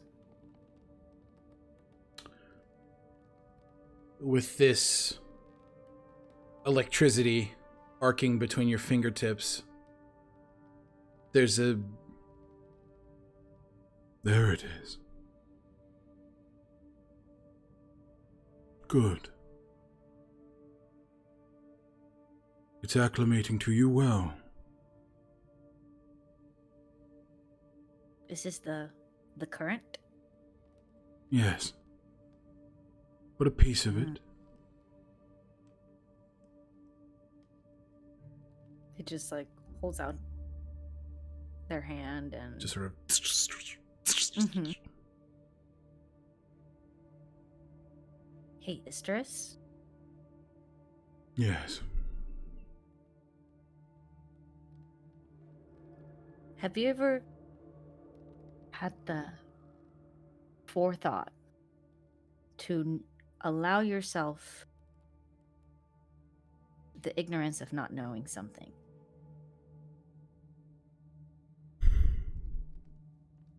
No. Why? If I know not what's ahead of me,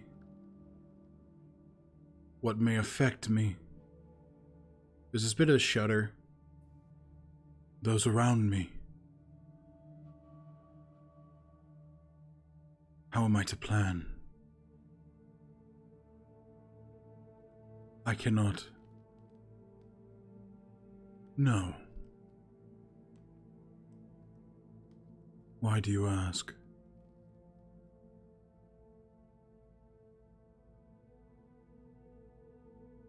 I feel like sometimes there's knowledge in this world that I don't need to know. I don't want to know. It would change the way that I see people. In what way?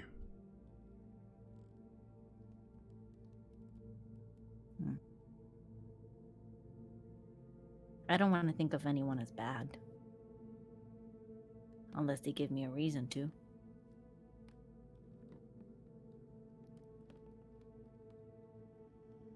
I don't want to have that reason.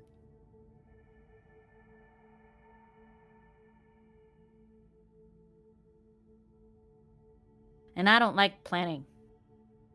And he just like plays with the lightning. Childlike ignorance will only get you so far.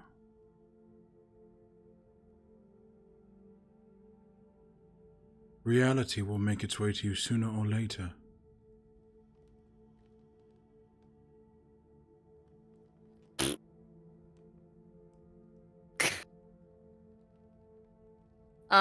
He just blows a raspberry and makes a face. Oh. I know. There's this almost groan as you sort of look up in this shared natural space, the one you had visited before.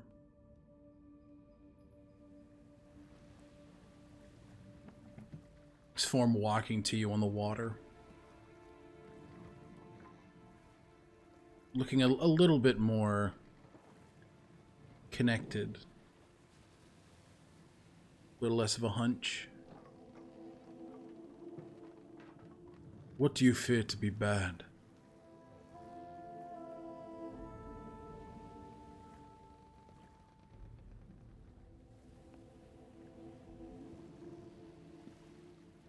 The people I associate with?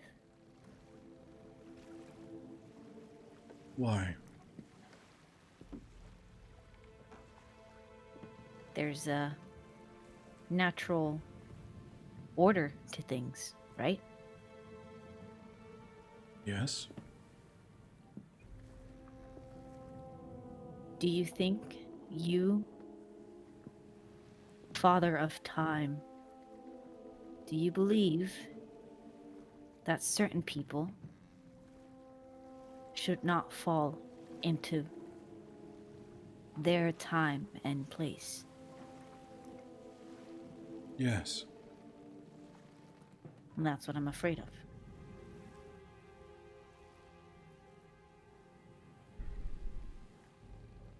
Life is a fickle thing amongst the arcane. A soul is unwilling to make its way back to a body if it does not want to return.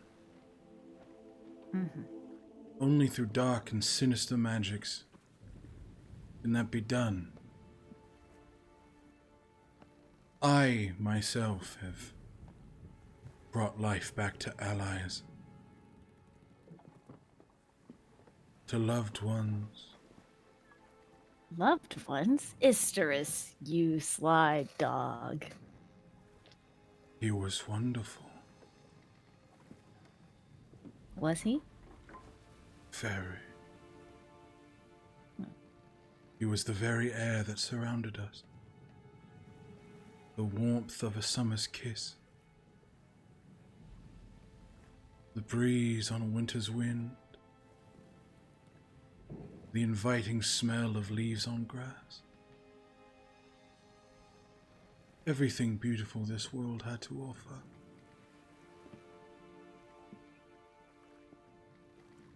What was his name?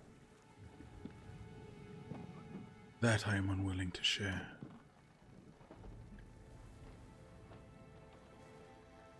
But You sound happy I was. talking about him. Our time had left. He is still the wind. He is still the sky.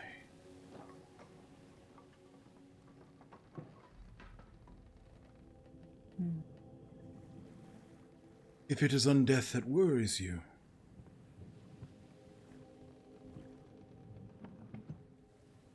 I think with your compatriots you have nothing to fear.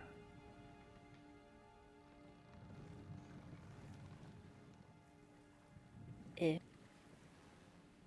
they're searching for could potentially be that.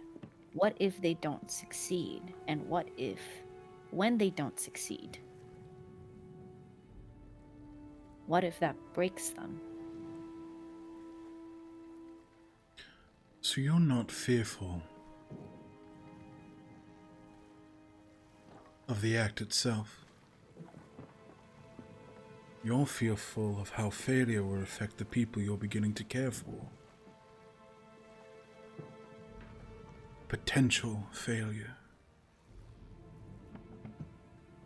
Is that correct? Like you said, you can't force souls back to their bodies. Not unless they're shackled. And if the soul doesn't want to return, then I don't think the living will understand that. It could be up to the individual. Let me put a scenario in front of you. Sort of lays his hands outward as this small model of the Scorched Isle is formed around you.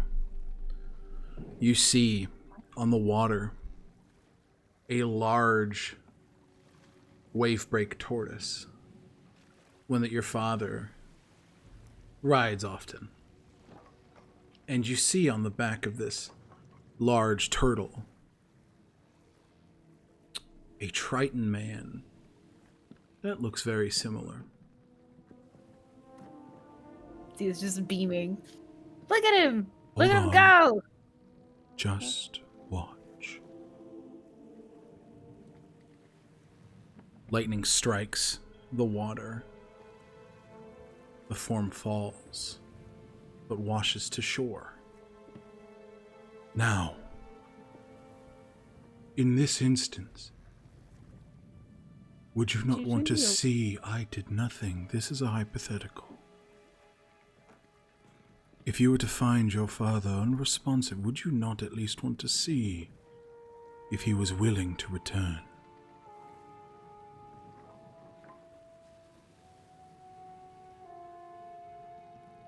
He removes the image.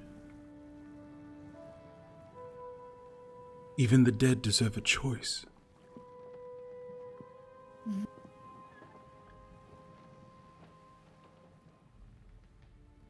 I wish I was offered one.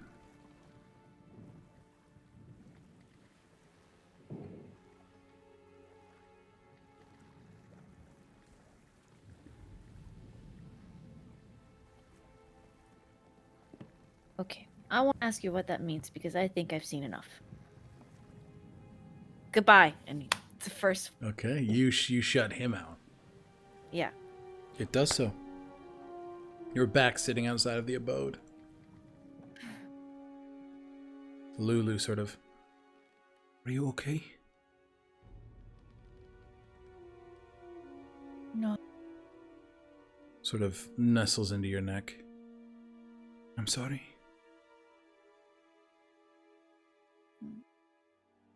Hugs her.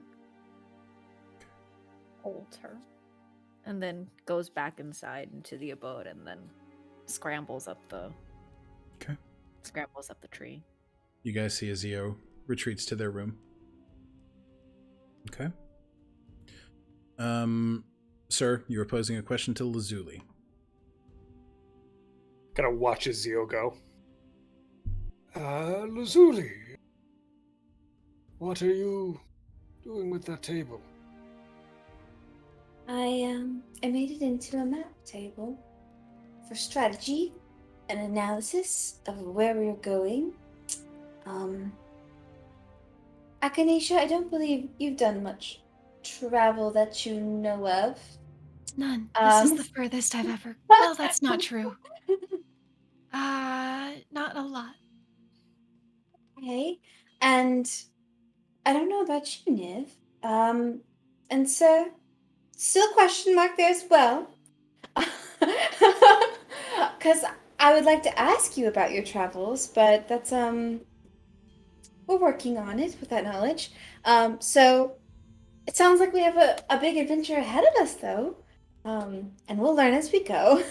You can see where she's like plan like A, and it's like when she first left out, and then it's scratched out plan B, scratched out plan C, like with the what is it, order of events on the table, and she's like, how are we going to fit everything in? I don't even need to make a plan. Like, it's going to change anyway. That's what she's kind of been doing on the head. So she's like, I'm strategizing. So it kind of stands and wanders over and takes a look at the table. What have you displayed on this Lazuli?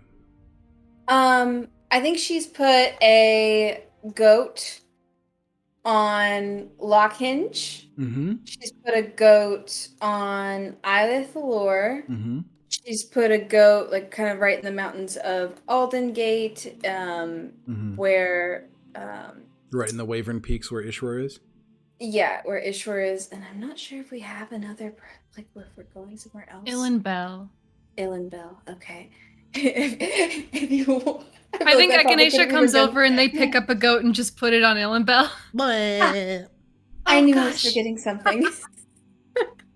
So we've got You can mark those on the map as well if you like. Illenbell. What else we got? Uh, Iothalor. That's I know that one. Lockhinge. Lockhinge. Oh, cute.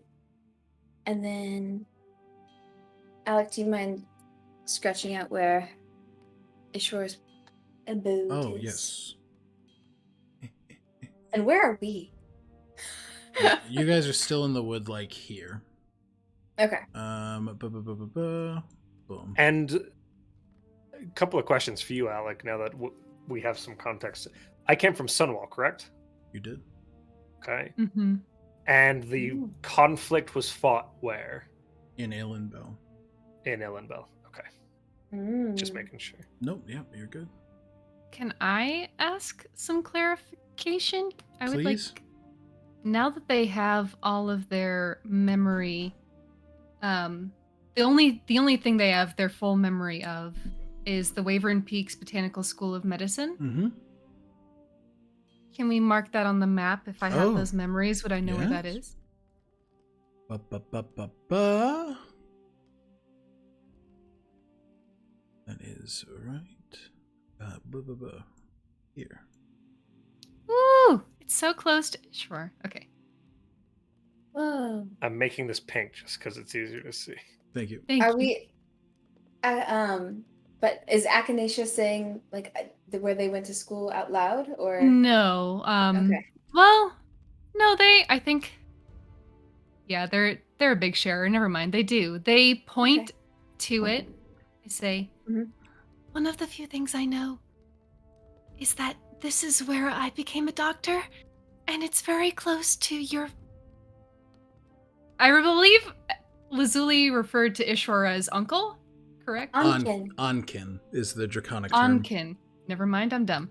That's not where dumb. your Ankin lives. It's Mhm. very close. Yeah. Perhaps. pronounced uncle. Oh, sorry, your uncle. I wonder if my uncle knows any of your professors, or did I you wonder. did you have to bundle up? Did I? You did. It was quite cold. But You there like was, cold weather? there was an arcane system around the school that kept it temperatures Ah. comfortable for the plants. It was a way to protect the location of the Wavern Peaks School of Botanical Medicine was a way to protect the sciences that were being performed here in a bit of a treacherous climate. That No, Yes? sorry, continue. No, I'm no. just thinking. No. That was pretty much it. Is that it's just this way to kind of keep these sciences behind a bit of a wall of protection. Can I do a thing? Yeah. This is for the audience. But Let's hear Echinacea would like to recall something.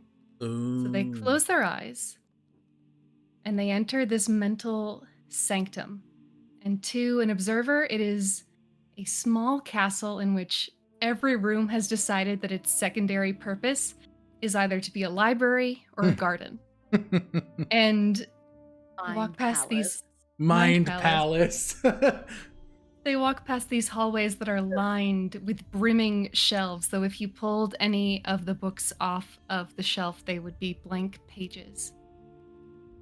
They pass this kitchen, and stacked beside china and cutlery are these perfectly stacked volumes that almost echo the Delft blue and white china patterning There are these large gilded double doors to a ballroom that are eternally held open by thick, creeping vines shrouded with roses and strange flowers that pulse to the rhythm of Echinacea's own beating heart. And slowly, they press against two large oaken doors, and a sliver turns into a glimpse, turns into a full view of this garden vista that turns into a neat and tidy orchard stretching as far as the eye can see, but the orchard is covered in black ice. As far as the eye can see, and they run through this orchard as fast as they can until they get to the end, and there are these two trees. These two trees that are different from all the others. Looking at them, you can suddenly see that beneath the ice, there are these golden fruit, these glowing orbs. And on one tree, two of these orbs glow, even though the tree itself is still shrouded in ice. In one of the trees, you can see Echinacea dancing with this tall elven figure in a tavern. And in the second, you can see both of them on bended knee exchanging rings. But the rest of this tree, the Lorien tree, is shrouded in ice. And they look at that for a moment, shake their head, and they look at a tree that is gold and almost on fire with memories. And they start to hunt through the memories in the Garden of Lost Things. And they look for Ishor. Give me a history check. Please be good to me. It's a 12 on the dice, but I'm good at it. Is a 19. You remember one day of class. One day in specific where there was a guest speaker. A long, silvered-haired man, very tall and lithe, in very comfortable robes and attire, sort of walks in. Good morning. Well, today I am going to be speaking about the implications and the implementations of arcane wards on buildings. This is something I'm very fond of. I use it at my home, and it works very well. Ishor then goes, as a guest speaker brought in, goes into detail on how to protect with magic or build fortifications. This is a man with a vast wealth of knowledge who has come here for the day to kind of share that with this school. Especially if you guys are looking to build a practice or anything like that. A hospital. Yeah, exactly. Echinacea grabs Lazuli's hand. They're like shaking and vibrating as they open up their eyes. He wrote on the implications and implementation of arcane wards on buildings. And they describe Sounds like what he something looks. you would do.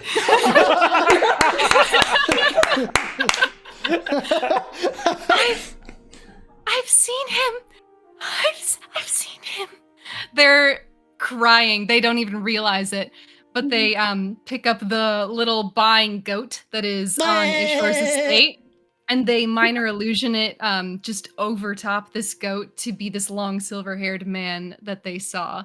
It looks Wow. It looks like the elven form that Ishor likes to take when he is not in his draconic visage.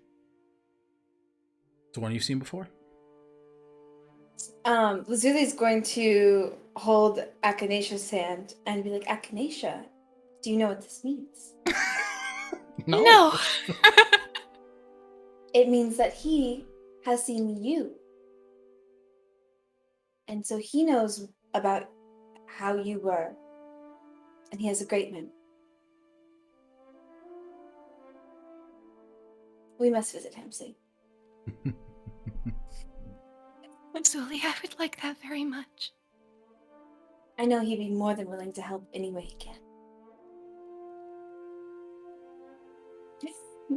Thank you so much for telling me that you met him. It means a great deal. And then I think she's going to I have seen humans do this. Would you? They hug her. Yes. They hug. All right. Sarah like grabs Nivien and awkward side hugs them. Is this where Niv bites, sir? Just There's the sound of teeth on metal. King, yes. Just gnawing, just nothing to worry about. It's like a dog with a fucking chew toy. Sorry, Zia. It's the gif of that cat, just like. Yeah. Oh, I like the one Sir where raises it's, his arm. There's just a Nivien hanging from it. I like the gif with the wolf that is just fully consuming a woman's head.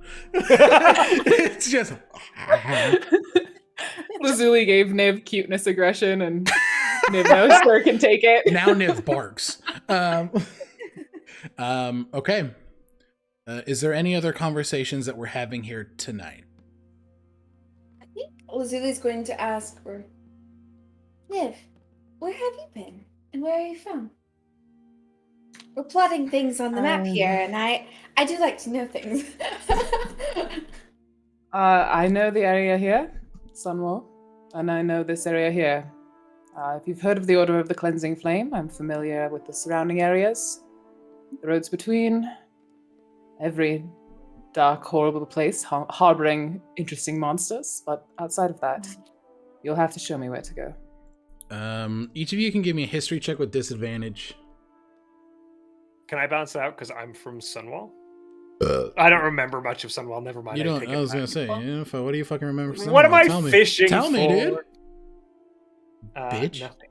Just 17 with disadvantage. With disadvantage, I rolled a 10 and a 17. So 17 total. they're a knowledgeable boy. Lazuli. just a I'm sorry, It's Josh. not. And what did you get? Same as Lou. Okay. 6. Sorry, guys. Echinacea, you're able to recount a story of a flaming-haired Aasimar woman who sacked the city of Squall's End and uprooted a vampiric coven. And you recall this to be the forming of the Order of Cleansing Flame, which is a group of monster hunters that move across the lands of Tolesh, uprooting monstrosities and helping the living. Which is interesting, given what Nivien is. Mm-hmm. Good brow furrows. Mm-hmm. Mm-hmm. Kind of cock their head. Look at Nivien. The first time, Echinacea doesn't just shout what they know to a room. Noted. But they puzzle. Okay. I think Nivien's a little uncomfortable with this kind of attention, so they're gonna slip out to do a little anxiety hunting with the hopes of. So the silence comes over the room, and Niv is like, they just fucking leave. Incredible. Okay.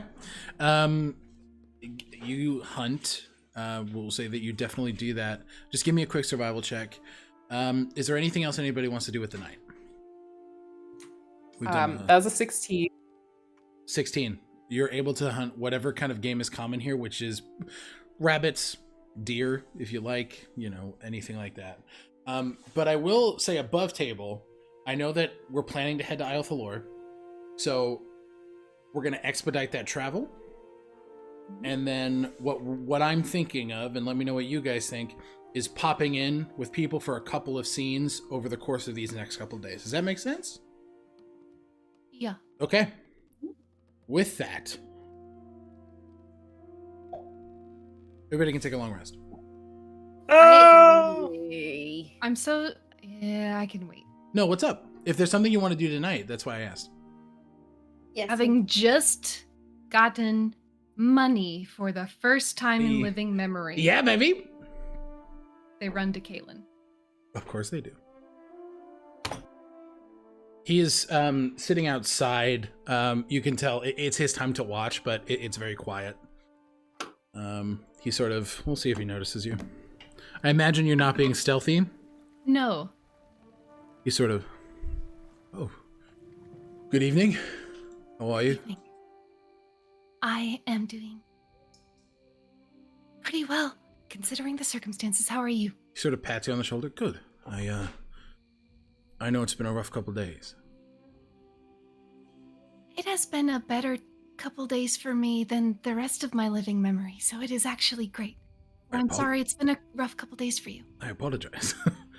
No, that's fine. What can I do for you? I was gonna look for you later on anyway. Why? What did I do? What? Nothing. You'd expressed interest in how I cast magic, and I was thinking maybe we could noodle on that. That is why I came to seek out you. I would also like to noodle. And they pull out their spell book. Great minds. I was thinking maybe I can try and teach you some of my spells. He sort of sits back. Pitch it to me. I don't want to take your idea. What can I help you with, Echinacea? Kaelin, we're allowed to have the same idea. I respect that. I just wanted to be kind. I appreciate it. You're welcome. They start flipping through the pages. I'm glad you are willing. I think. Of course. I've already seen the healing you can do, which is incredible. Well, that's why I'm hopeful. I think maybe wizards have been able to heal all along. They just never cared enough to actually try. There's a gross stereotype, but you might be correct. Or if they do, they keep it secret. Or if they do, they like the power that they have. I hate that. Thank you for broadening your horizons. Every day broadens my horizons, and to an absurd degree. Well, I'm happy to help. In that case, I would like to learn about that thing you did with the Owl King. He sort of shifts his hands as this blue flame shoots in the air, exploding upward. That one. That one? Sure. That one's called Guiding Bolt.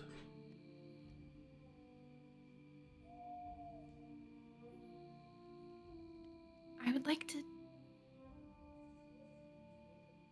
to do this your way. Do you know any arcane runes? Some, yes. Okay. And they will pull out chalk, and before they touch any of their paper, they will spend the time with him. They'll get on the ground and start mapping the arcane sigilry and the runes. And give me, we'll do a group arcana check here. Ooh. I'm glad. Yeah, hell yeah. What'd you 17 plus. I am actually bad at math. Echinacea great at math. 24. Okay, he got a 20 on that. Woo. So you guys take the time and talk about the experiences of the magic you've cast.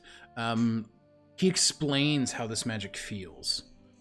And you, through your time reading and speaking with Aasimar, you're able to find through lines that others have either missed or chosen to ignore between spells like Fireball and spells of similar nature.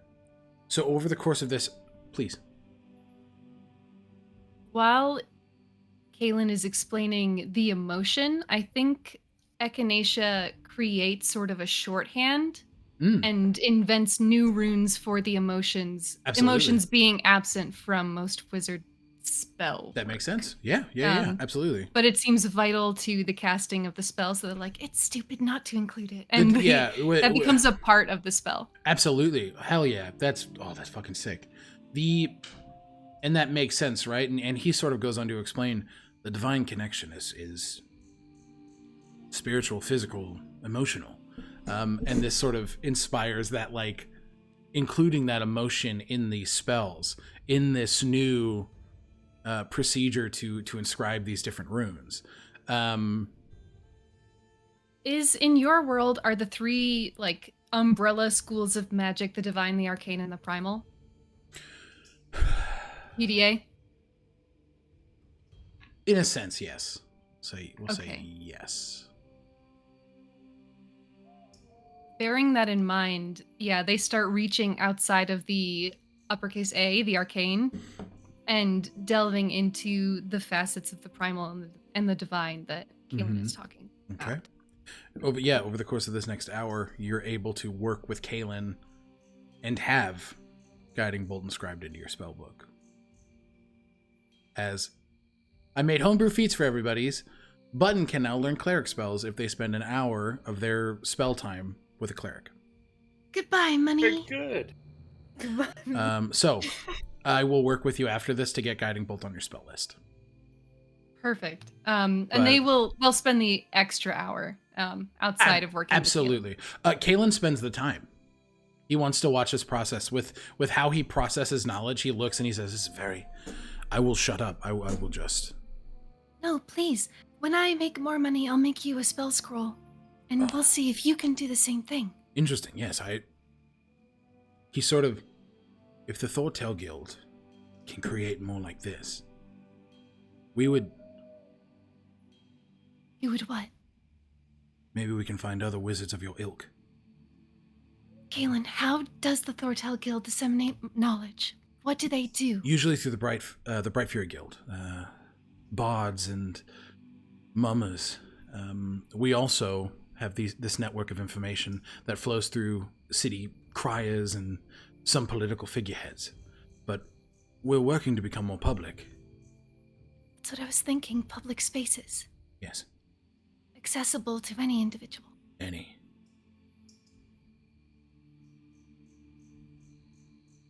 It's stupid that libraries only belong to institutions and private entities. And they continue working as that thought just blossoms in their head. Okay. And we will depart from this scene if there are no other questions. Anything else anybody needs for the night? Yes, I would like to. I'll just do kind of a quick little thing where Do your thing. I read up. We're going to be probably RPing for the rest of the session. I'm going to be very transparent with everybody here. Sure. I'm gonna grab. Lazuli's gonna be like, okay. Runs up to her room, and is going to try to quickly craft some kind of dice inspired tchotchke to some kind of fun thing to bring to Zio to make them feel better. I don't know if I want to roll for crafting or I don't know What are you looking to craft? Let's see, something that's like rolling a dice, but more of a, I don't know, there's something to it, like a puzzle. How do you feel about a puzzle box that becomes a spinning top? Yeah. Give me an Arcana check, and then give me a sleight of hand check. Welcome to Known Realms Tolesh, where Alec makes it up as he goes along. This is high magic times. If things are going to happen, I'm going to make them happen. Eat my dick and balls, rules lawyers. It's beautiful. We're going out. Would you like to live deliciously? That's a 9 and a 6, and I am perfectly okay with walking up with scraps to Zio. Unfortunately, with those rolls, what you do have is a spinning top. But you can tell that it is definitely in the process of becoming what you would like it to be. Okay. So, scene. Lazuli's bursts into the door. Hey. Hey. She's taking after Echinacea. Okay, wait. So, is this happening the same night, or is this one of the same night? as This is the same night. Okay. So you find when you scramble up the tree to get to Zio's little porch, you find them kind of curled, kind of cat-like, tail around, against all these pillows, and with Lulu sort of their back is to the entrance, but I feel like Lulu would be also kind of curled on top with her head looking out. So they don't really like hear you. They're kind of like just laying there. Excuse me. Mm. How are you doing? Oh, I'm This is something I didn't like, so I'm taking time. That's fair. I made you something if you want to see it, but I can leave it here when you're ready. He sits up and turns around. What is it?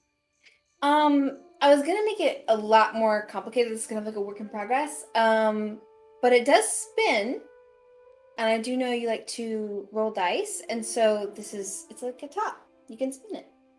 Zio crawls on all fours over to. It's like a wolf kid, like crawling over, and then like plops in front of Lazuli and Mhm. takes the top and starts just spinning it. Do you like I it? like it. Yeah, Good. I do. I don't Then know what. tries to get it. Just keeps playing with it. I don't know if what you or Lulu are doing this Mm. evening. If you want more time, you could have it. But I didn't know if you wanted to hang out with our friend Declan / Sir, who doesn't sleep until it's right after a battle and probably won't sleep right now, though. But you don't have to. Declan. You told us your name, right? I said Yeah, Declan, yeah. yeah. Okay, cool. Yeah, Zio did the repeat the name so that they remember it thing they do with everybody. And then Zio thinks about it and then says, You know, I would like that, but I think if I were to go now, I would not be at my best. And truthfully, I don't want people not seeing me at my best. So I think I'm gonna continue taking time for myself. And I'm sure I'll feel better tomorrow morning. Hey, You need me? sorry, quick, Zio, take an inspiration point for that fucking emotional maturity, babe. That shit's really great. The most mature of all of us is Zio. Peter, Okay, you I'm can going fly. I'm gonna improv some stuff on Ishur. You can tell me, you can stop me, but I'm gonna say, Ishur kind of gets like that, and we'll just kind of go up in his tower for a little while, and then he comes back and he usually has a really cool idea, and has made a breakthrough. So I totally get that. Let me know if you want like tea or snacks. Actually, I don't know. Can I ask the house for one more thing? Persuasion? You can certainly try. I love it.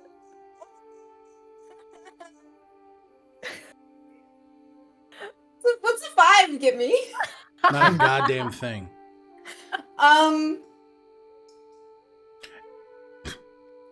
And plus, the house can't make food. It can't make. I'm not asking for food. The fuck were you I asking want for? a bell on a string that goes down to the living room. Yeah, fine. Fuck it. House, pretty please, can I have a bell on a string? And so now, if you need me, you can ring. Call me, beat me. Thank you, Lazuli. And then she like slowly hovers, fly like can you fly backwards? She can fly backwards. She flies You're an backwards. Apache helicopter. You heard it here first. Lazuli's subclass, Apache helicopter. Apache helicopter. Okay. So, Lazuli. Oh, sorry. No, please, Josh. Fucking go with the meme, dude. Just to close out the end of the whole session, everybody's like gone off to do their own thing. Niv is anxiety hunting, and like Zio and Naz are having the soft moment, and Echinacea is.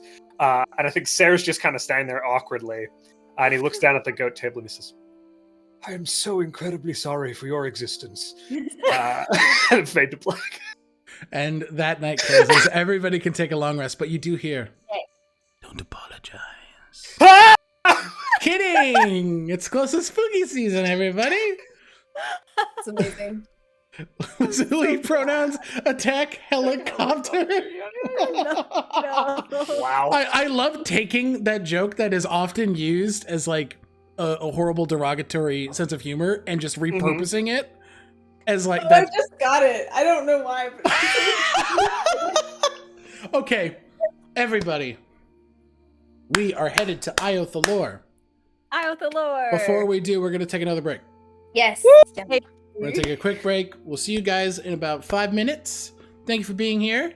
Thank you for tuning in. This session has already been wonderful. It's already been an emotional ride. So we will see you guys in about 5 minutes. Bye, everybody.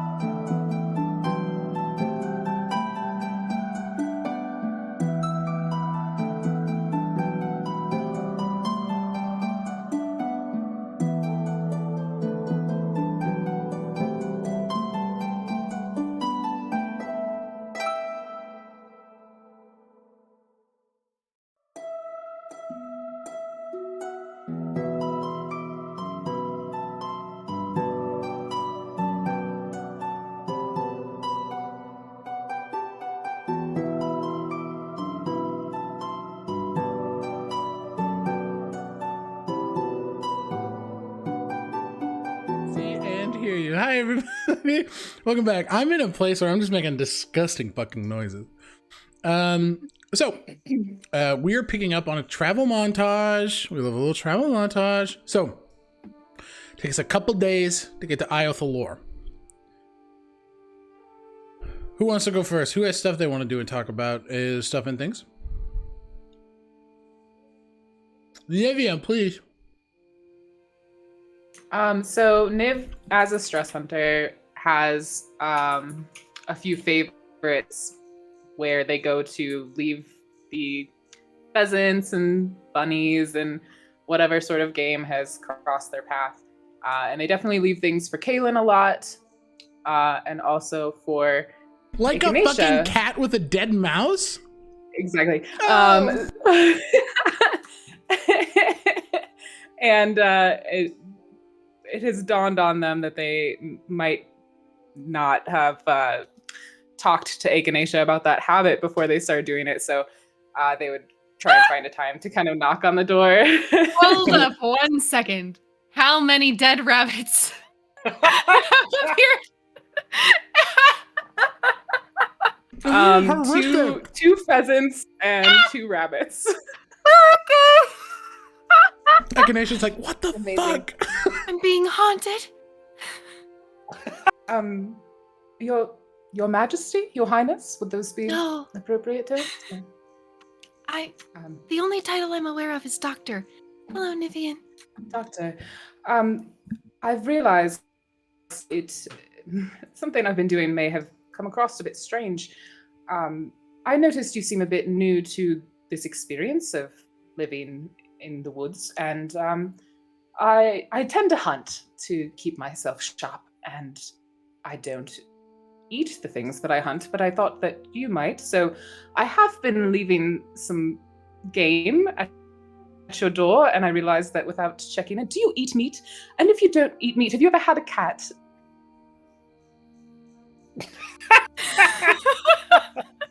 They follow this line of questioning and get to the end. In what way do you mean that question? Does it bother you that I've been leaving dead things at your door? I did think I was being haunted by Sorry a Fey Ice about Queen. that. No, it's okay. So you haven't been eating them. Do you eat game? I am omnivorous. However, I thought that these were threats. Now that I understand that they are sustenance, I'm very grateful. So sorry for the confusion. No.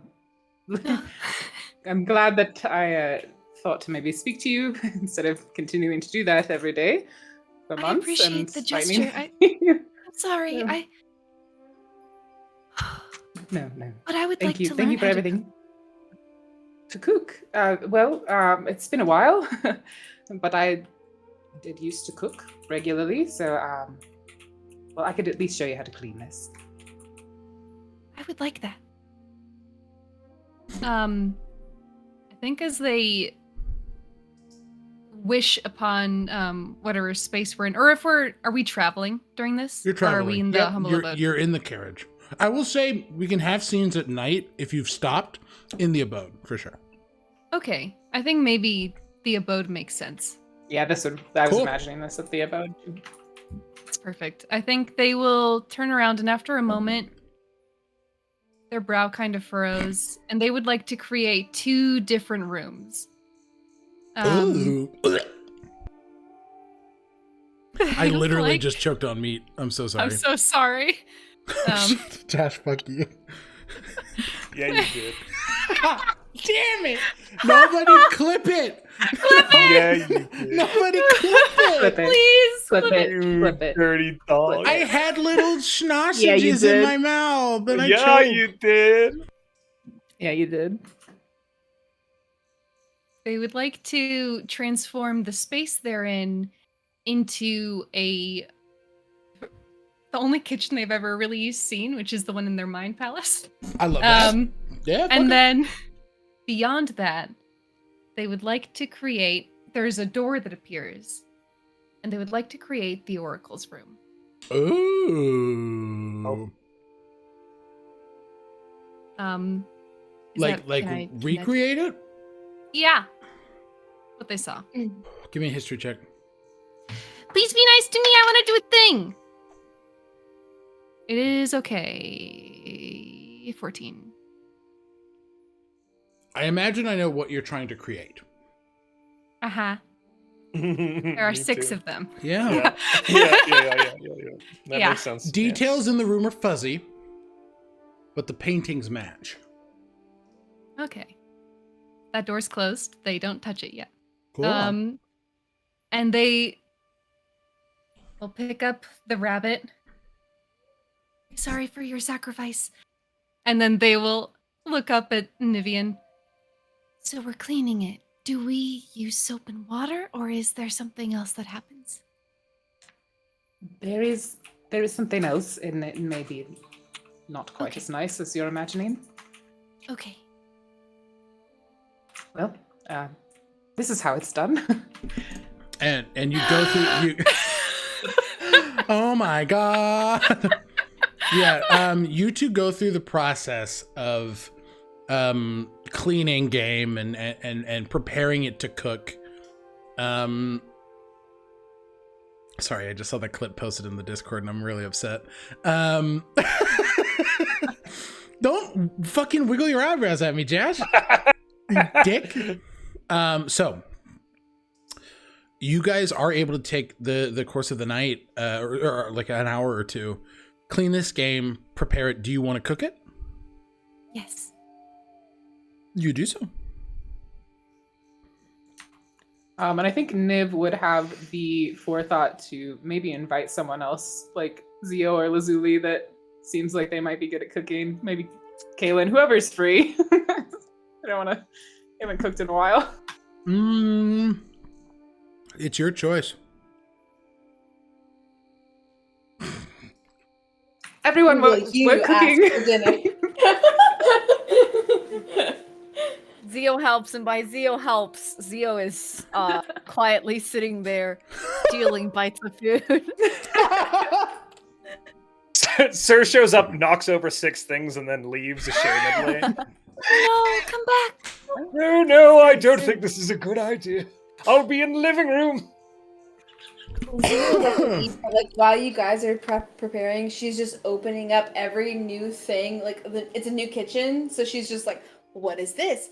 What is this? Interesting architecture." Like she's just in cabinets and shit, like looking at dishes. Like, why this? Jack Skellington. What's Yeah.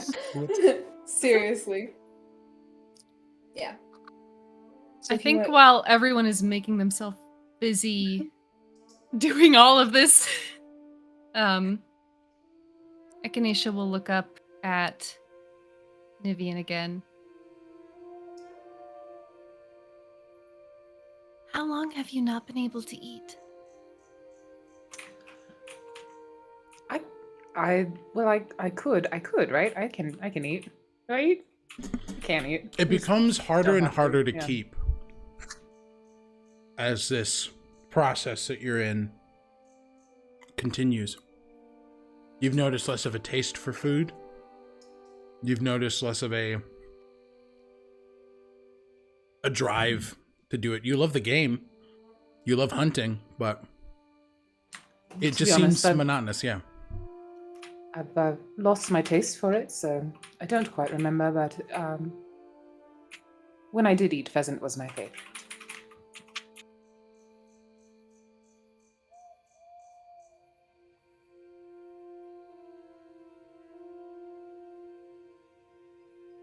And what made you decide to eat something else?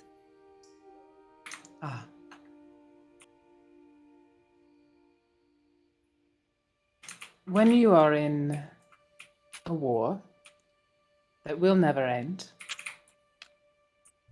and you see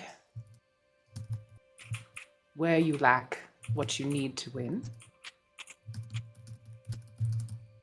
if there is only yourself there, perhaps you wouldn't do anything. Perhaps you would let fate take you. But when there are others that deserve to be protected, and that deserve to triumph, then would you not take any action necessary? to get what you need to win.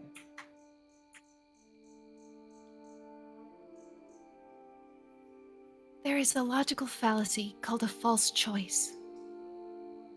It's where you present two options as the only options.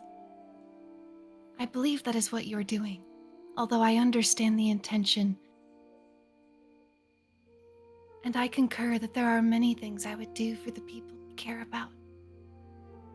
However, I would not do anything. For instance, if I had to kill one of you to save one of you, don't think I could make that choice.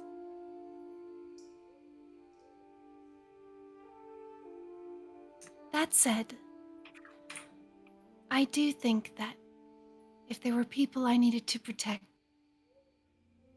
I would do a great many things. To be candid, there is more. I harbor a curiosity. I just want to know. I know so much more now than I did when I was human. And there's so much more I don't know. This light sparks in Echinacea's eyes. What do you know? At that, Nivien, you feel the sharp pain in the back of your neck. Something familiar, a bit of a collar from the doctor. Do not tell them about me. Do you understand? Yes. Do you understand? Yes, I understand. If my name leaves your lips, I would have to regrettably send Sly your way.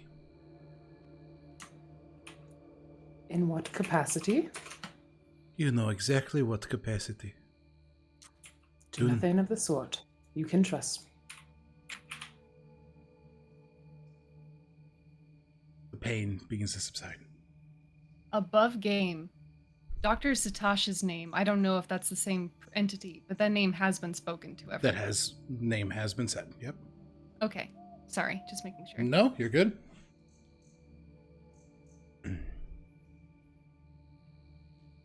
I'm sorry, what was your question? I asked what you know. You said you know so many more things than when you were human. I know the complexity of the life within every drop of blood. And I know the secret voices of gods that answer the same call. You've spoken to gods. I have reason to believe so. What are yours like? Sort of attractive. I don't... Terrifying. That seems correct. Have you? Yes. Really? My feelings are very similar to yours. Attractive and terrifying. Perhaps that's all of them. Perhaps. Have you ever seen one? Have I? Have you? We're going to do a quick moment. Nivien. Before you had met Dr. Satash, and before you were inducted into the Sunwall Academy, you were picked up on a field of battle. A botched hunt gone wrong. The blood leaving your body quicker than the air can enter your lungs. Josh just went ooh and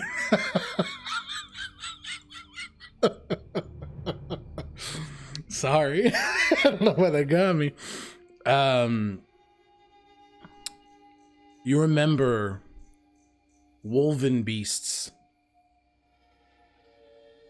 clawing at your form.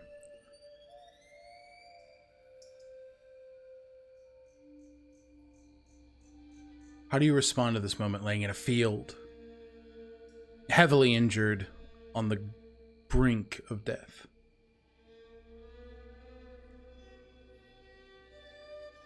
And who am I fighting with? Who is? The beasts have What was my fled. They were Right. werewolves. Not just any werewolves. This was a rogue pack led by a Loup-Garou. A large and savage beast. Much stronger than that of a normal lichen.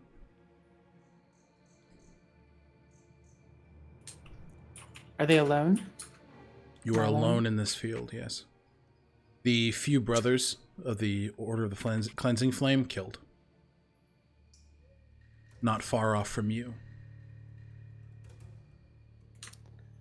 I think in seeing that and feeling that way, Niv realizes they're dying and starts trying to focus on the meditations of the order, but is distracted, calling out for help, not wanting to let go.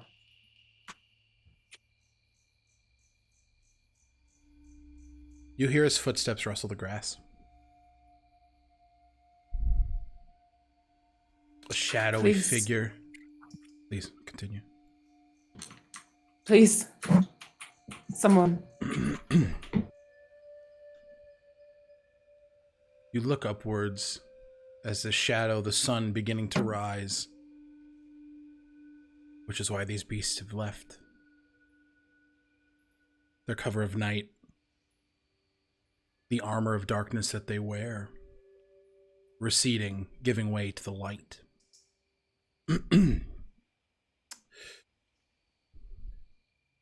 I can help you, sure. Please. Give me but a moment. As these hands lean down and touch your face, the pain subsiding. Thank you. Do not thank me yet. You have a long life to live. Please, yes.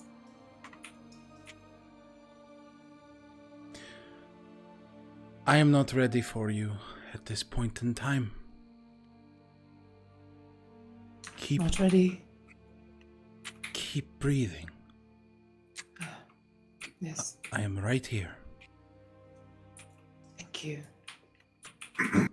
You hear behind this figure. Are they all right? Yes, they will be. Shall we take them back to mine? I'm unsure if there's anything else we can do. No. They will be found.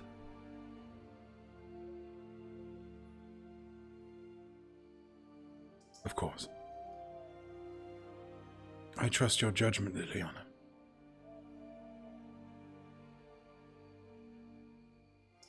Good. You're a wiser man than I thought. You feel a kiss on your forehead, Nivien, Thank you. as you fall to unconscious, but are stabilized, and we are back in the abode, this memory recounted.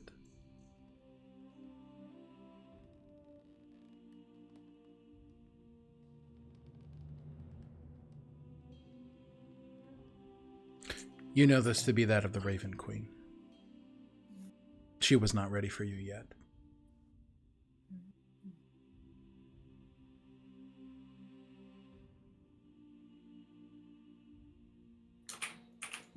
Was that your experience? This has all been recounted. Um, I'm just checking in with Zen to make sure that's Yeah. the case. does Nivien share that with Echinacea? That experience? Okay. Because I just had a memory that wasn't my own, right? No, that was your memory. That was my own. Okay, yes. Okay, Yes, good. yes, Yes, yes. Sorry, Okay. I got confused. For No, a second. no, Yes. no, all good. But yes. then that is recounted, yes. Yes, I would. Okay, perfect. How strange that you and I have looked upon the same god. Never believed in coincidences. I'm starting to think there's no such thing, too. Although she did take someone when I met her. Oh, I'm sorry. I think he's all right, in his own way. This may sound odd, coming from someone who runs from death, but at any capacity, I do believe that we all are all right, in one way or another.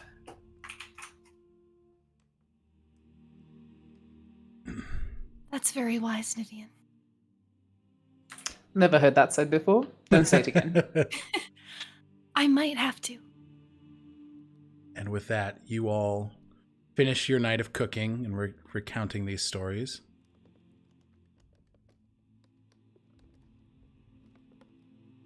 Who's next?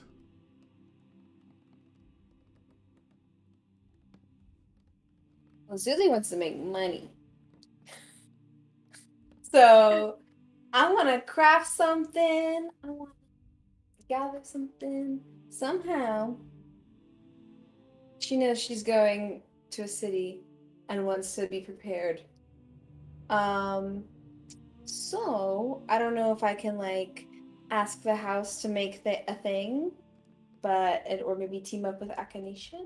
But I want to see, because I know we've talked a little bit about like the passive kind of tinkering options, essentially. I'm at your service. Alec? I don't know if there's anything. Okay, I didn't know if there was like any. I need to know what you're doing first. I don't know what I can do. Okay. All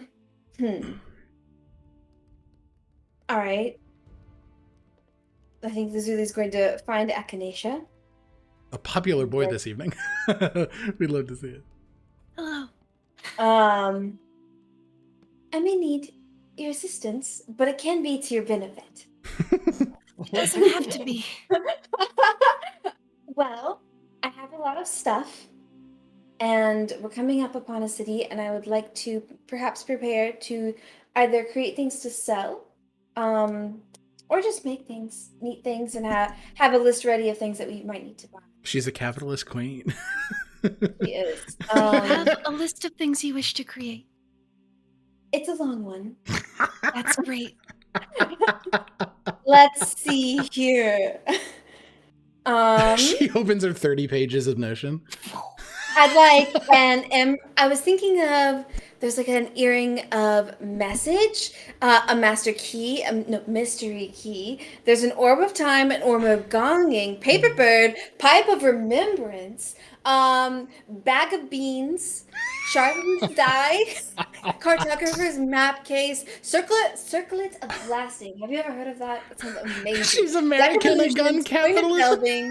Dragon touch focus. I think that could be very helpful for you, or perhaps even Nivien. Drift cloak, I already have.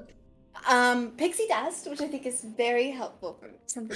I'm gonna piss myself. Auto awakening, pyro converger, prosthetic limb would be very helpful just in case. For whom? Secret Okay. darts, sending stones. Echinacea was like, healing on it.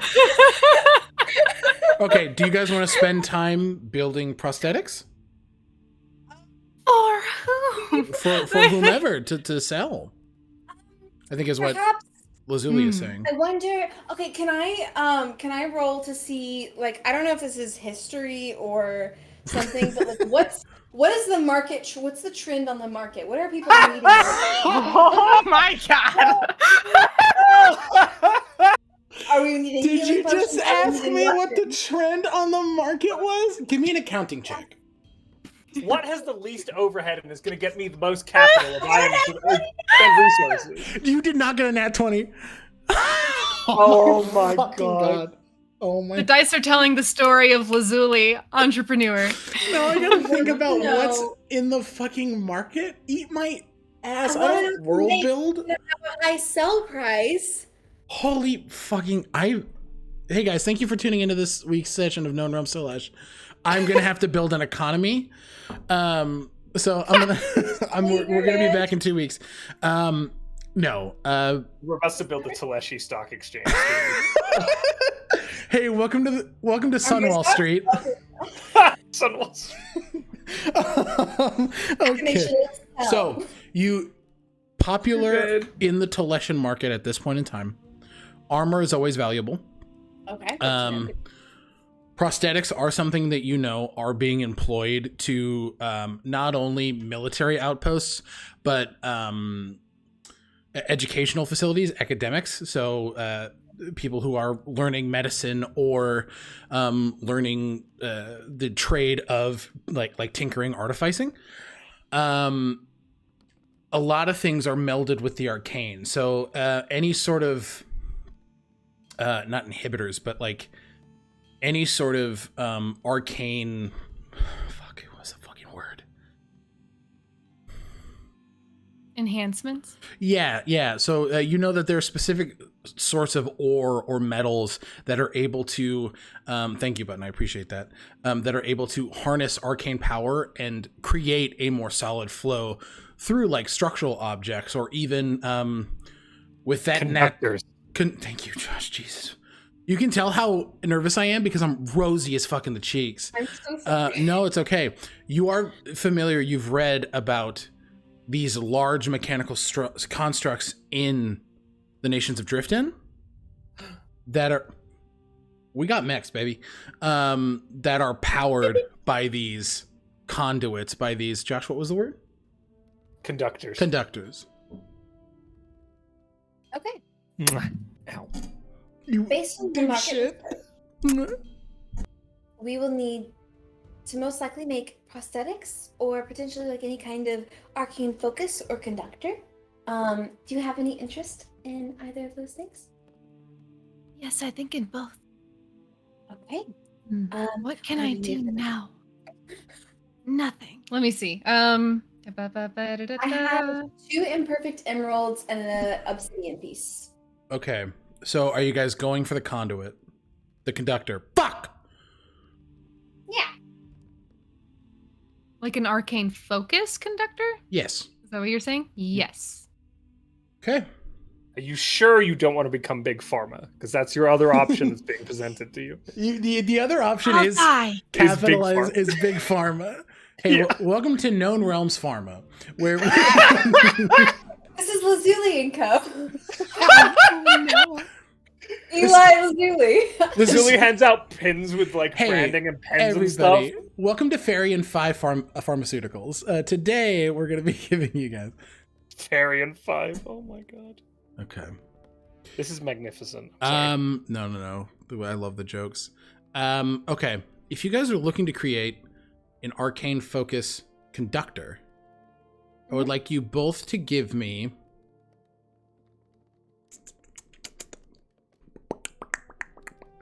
Arcana checks. No. That one. It's good. You rolled a now 1? Right after She's too infatuated with the market right now. She's not focused on that magic. I rolled an 18 for a 25. 18 for... So you definitely pull the weight on the magical aspect of this. Both of you give me a sleight of hand check. Can... Wait, was it a 19 or was it a 1? I don't know. Well, that's an 18 plus Oh. 2. Sleight of hand. But 4. 12. 4. I got a 22. Okay, so you guys are able to work in tandem here, those shared roles. That checks out. It does check out. Both of you two, describe to me what this conductor looks like. Lazuli first, because I think she's the architect of the physical entity. And you Yeah. you say conductor. Is it like a wearable arcane focus? It is. or... Yes. Okay. Yeah, either wearable by a person, or it can be affixed to structural pieces. So, like, if there's warding magic, these conductors can be placed in these buildings to help the magic run through. Okay. They're What I'm different envisioning- forms, but you guys are currently working on right now one that goes on a human being. Gotcha. They can also run This- trains. Hell yeah. It's like almost like a sundial. Mhm. And it's like, whenever I have those globes with a whole bunch of the gold kind of orbs and orbits and such that kind of go all around them.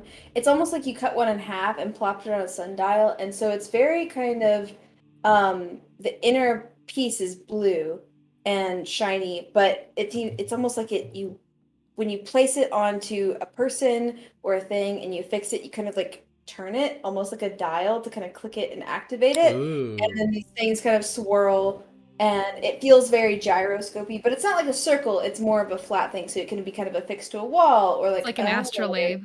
Yeah, Mm. exactly, but only half of it. And so it's kind of like Oh, doing very cool. I don't know how, because it's half, but it looks sick. It does look sick, yeah. And then wait. And yeah, Echinacea? As Lazuli is crafting this intricate and ornate and like perfect physical container, watching Lazuli do that, Echinacea will recall their conversation with Kaylin the previous nights back. Mm. And reflecting on the different natures of magic, you start to think about how their source, or the domain, the leader of the domain of that source, is just one entity. And they begin to conduct this very strange ritual. They pull out a piece of chalk, the wizard's favorite tool, aside from their book, and they start to trace these patterns in the air, almost chasing them, following them. And as they chase, this kind of like oil slick shimmer begins to appear as they chase the weave that is present in the room. Yeah. And they start to pull the weave into a dance with them, this waltz. And the weave starts to form a person. And as they dance, they spin the weave out in an invitation to go to a different partner, and it swirls into this small little orb that settles into the astrolabe. Okay. You can see as soon as that happens, it begins to whir and spin as this is activated and successfully created. Why do you use chalk?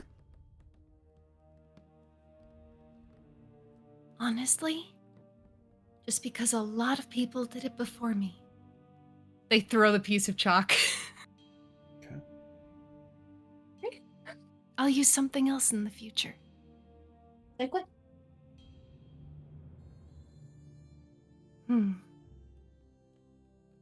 Something. Take your time.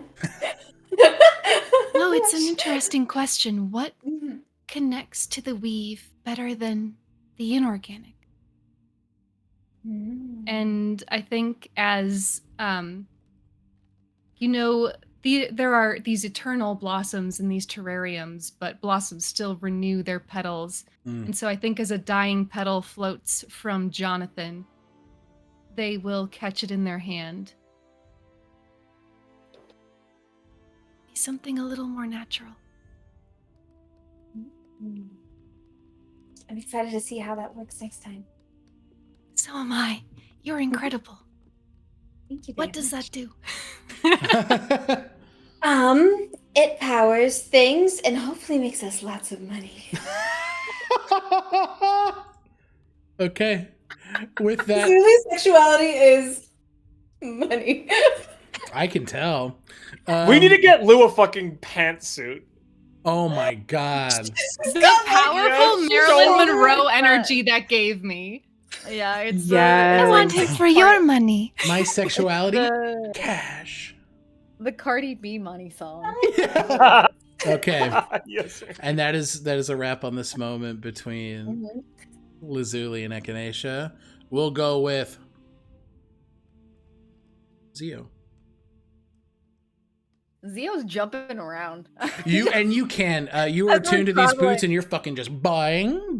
He's just Hell he's yeah. like a Mario hopping around. I think a lot of the trip up there, he spends like playing around with these new shoes and also trying out his new connection to the primordial current. Yeah.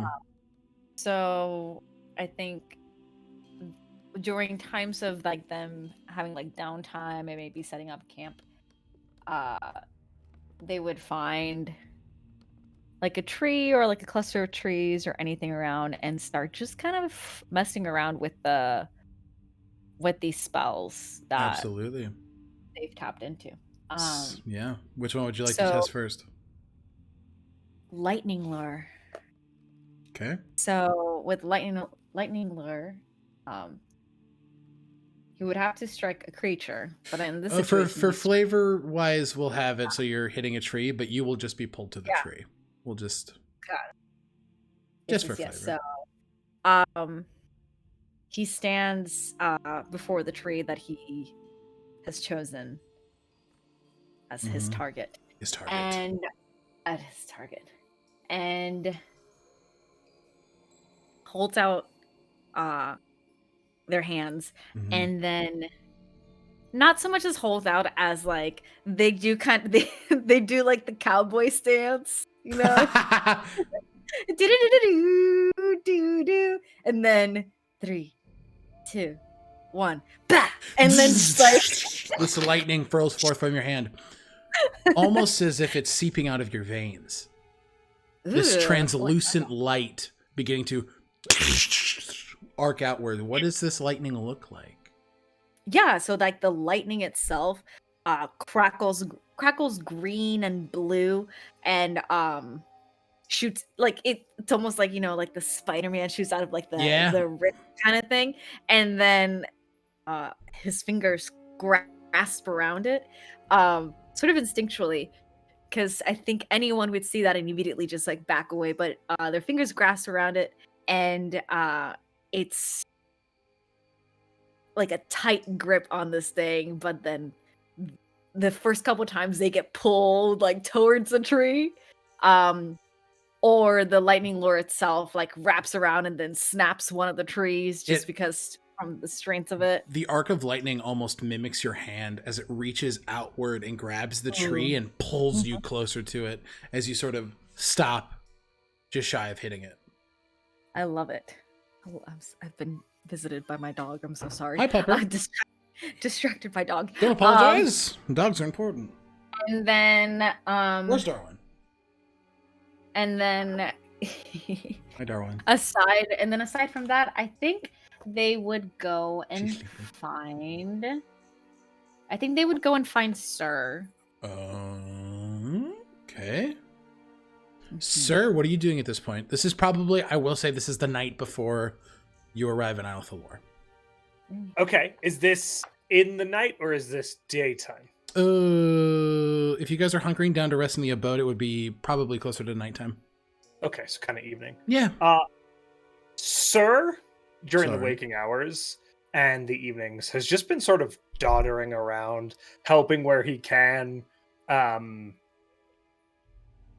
spending a lot of time with Shade, like grooming and preening and being absurd, and then just kind of helping the others whenever it's needed, carrying lumber and things like that. In the evening hours, I have things like the late nights. I have a thing I want to do. Yeah, But we'll touch your thing we'll get after. there. Yeah, absolutely. so he's just right now, attempting to cut wood, but he's just using his glaive, and then he spends a couple hours like sharpening it afterwards. He's just. I think at one point, the moment that Sir brings down his glaive, Zio would unleash their lightning lure, and as the glaive hits the wood, the lightning lure just sort of like and then cuts through. Okay. That does not seem like something I can do. Wow, that was impressive. Oh, my, Zio. Ah, I did not see you there. Was Hello. that you? Yeah, it was. I won't lie to you. You thought about it. You can lie to me if you'd like to, No, Zio. I'm not gonna do that. Oh, wonderful, capital. Ah, cool. How are you feeling? Oh, delightful. Oh, brisk air headed towards a place that I hold dear to my heart, with good comrades in arms. Yes, very purposeful. What of you? I'm okay. So you're not nervous to see people back home? Home. Well, I wouldn't call it home. I was only there for 5 days, you see. I broke free from my earthly bindings there, and the denizens of Iothalor were kind enough to show me compassion. At least some of them were. I see. So I wanted to ask you about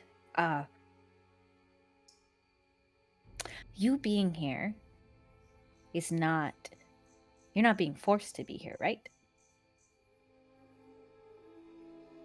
I do not know that I can answer that question, Zia. Do you feel like yourself? At this current moment, I have my own agency, yes. Okay. And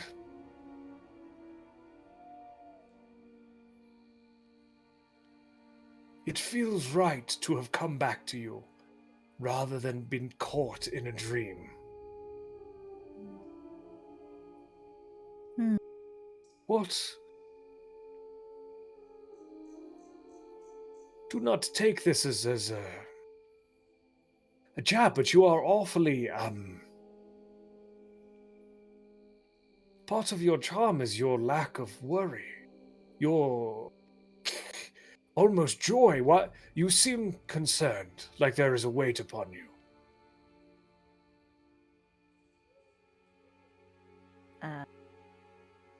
Oh.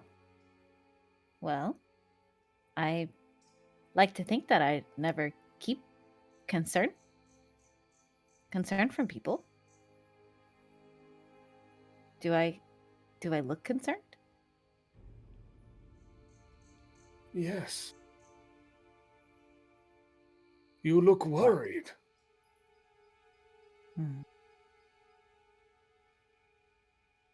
Well, maybe I've not done a better job at hiding it.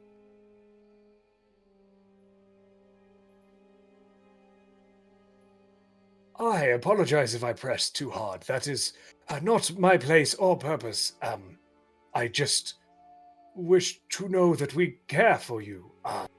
And you're a light, I think, amongst us all. Me? You're literally on fire. Well, a different kind of light. I am a little mopey. Echinacea is always anxious. Lazuli is always focused. And Nivien is always up to something. But you are... Well, I haven't known you that long. Perhaps that is presumptuous of me. But What are you presuming then?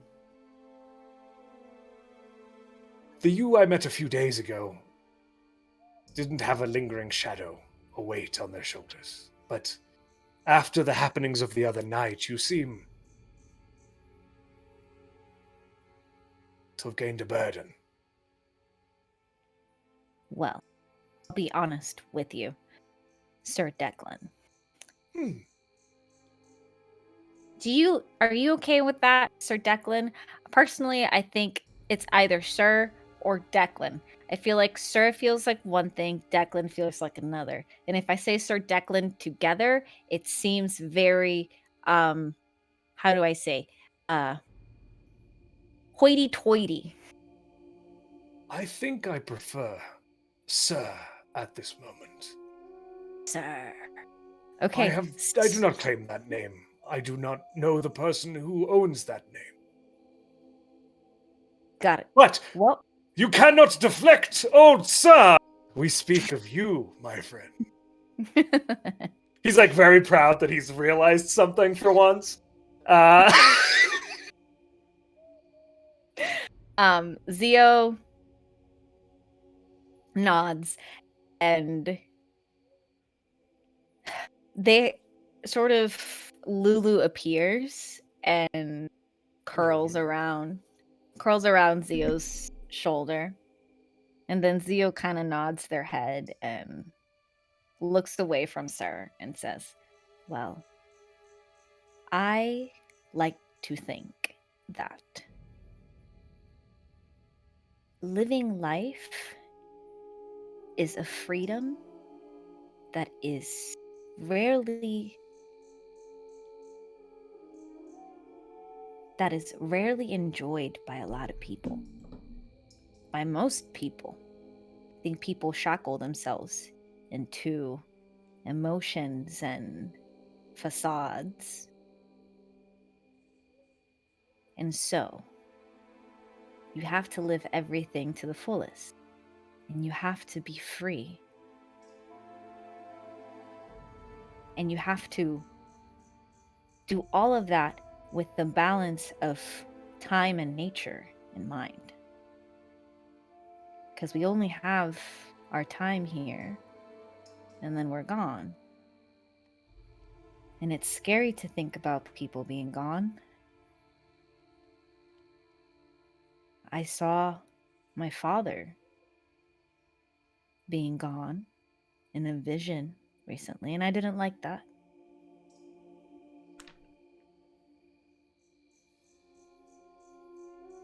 And now I'm thinking that we also have to understand that sadness, and we have to come to terms with it, of when that time ends. And I feel like maybe some people, maybe some of us here, don't want to give up that time. And I'm worried about what might happen if nature and time doesn't allow that for them. You speak to me of ambition. Something that the old me knew all too well.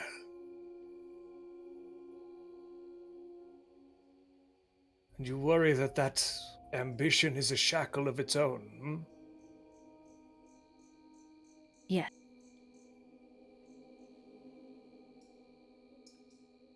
I will not speak for our companion, Zio. That is not my place, but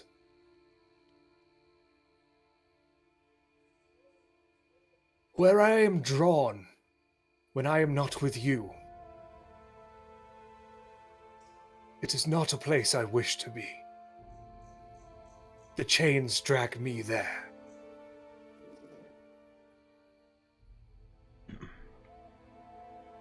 In regards to my goals and objectives, I only look for answers. Answers for myself and for Echinacea. I do not know if that puts your mind at ease, my friend, but those are my honest and just feelings.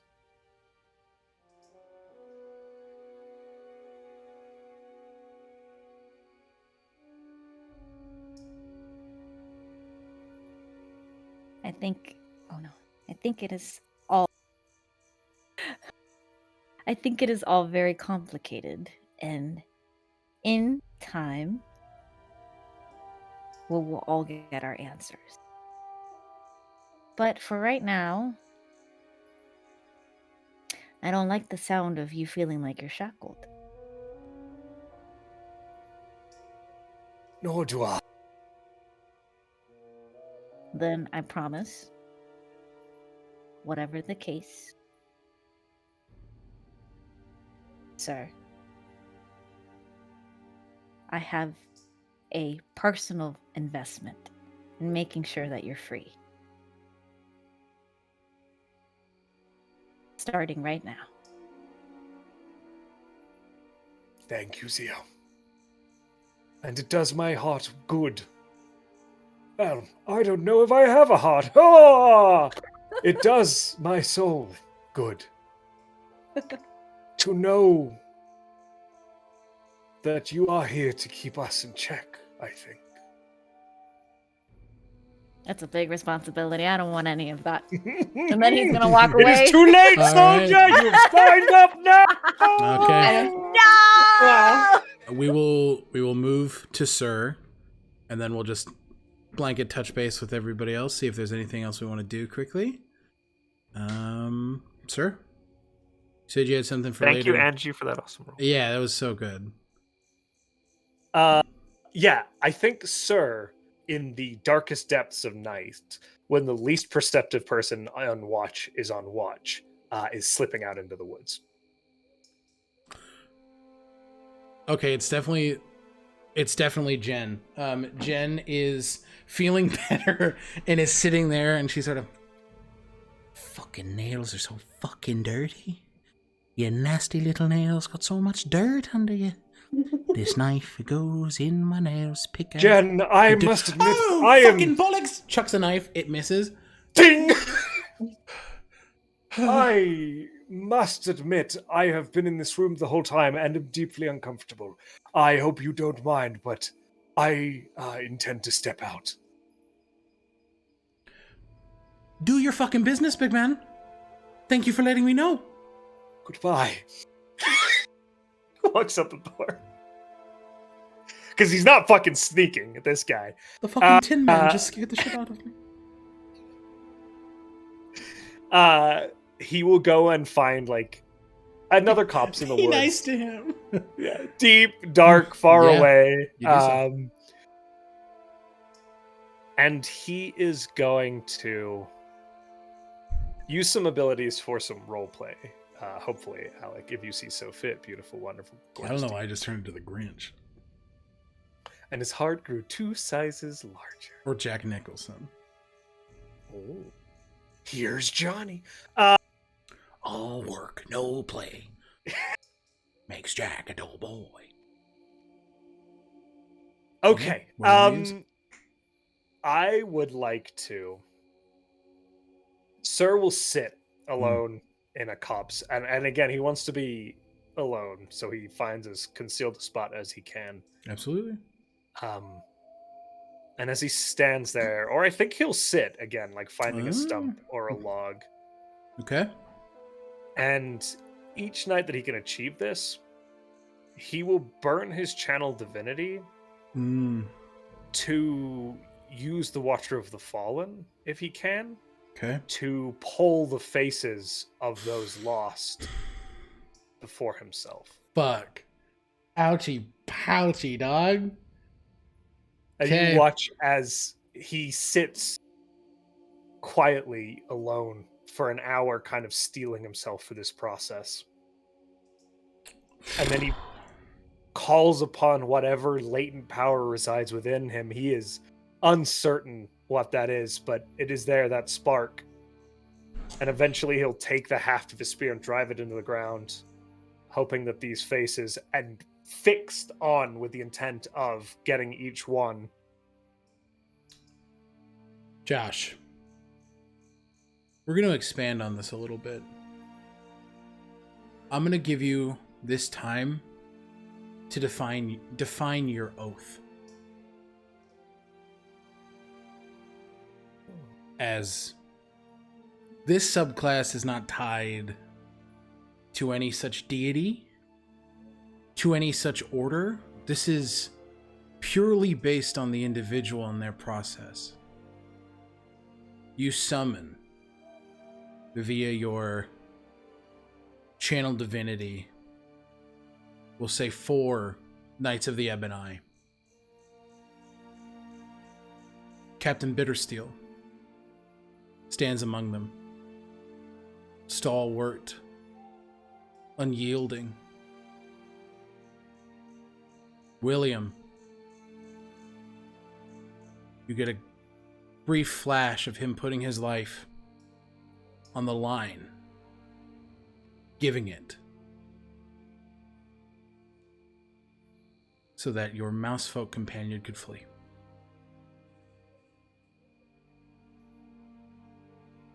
You see 2 others, a feminine figure.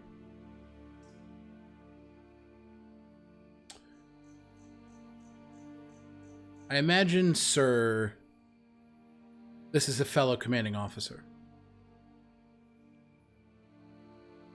Jana, Jana, Silverhand. An elvish woman who stood beside you as you fell.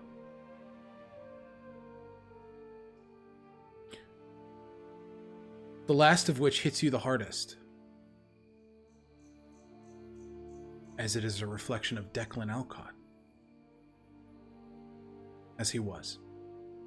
As you were. Now able to look at your face.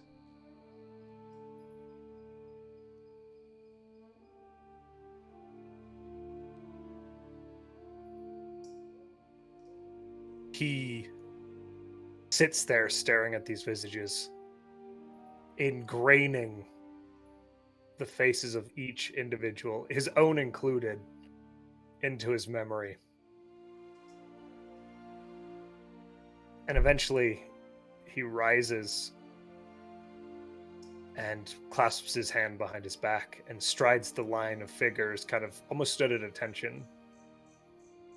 And he paces along the line and pivots on his heel and paces back down and forth as he contemplates the why. And while the exact why does not present itself, what does present itself is the true nature of the Oath of the Departed, which is an oath to unfinished business, a great duty that is yet to be fulfilled, a task that he has returned to complete. And while he doesn't know what that task is, he stops at the center of the line and turns to face them on his heel again. Snaps to attention. I will finish what we set out to do.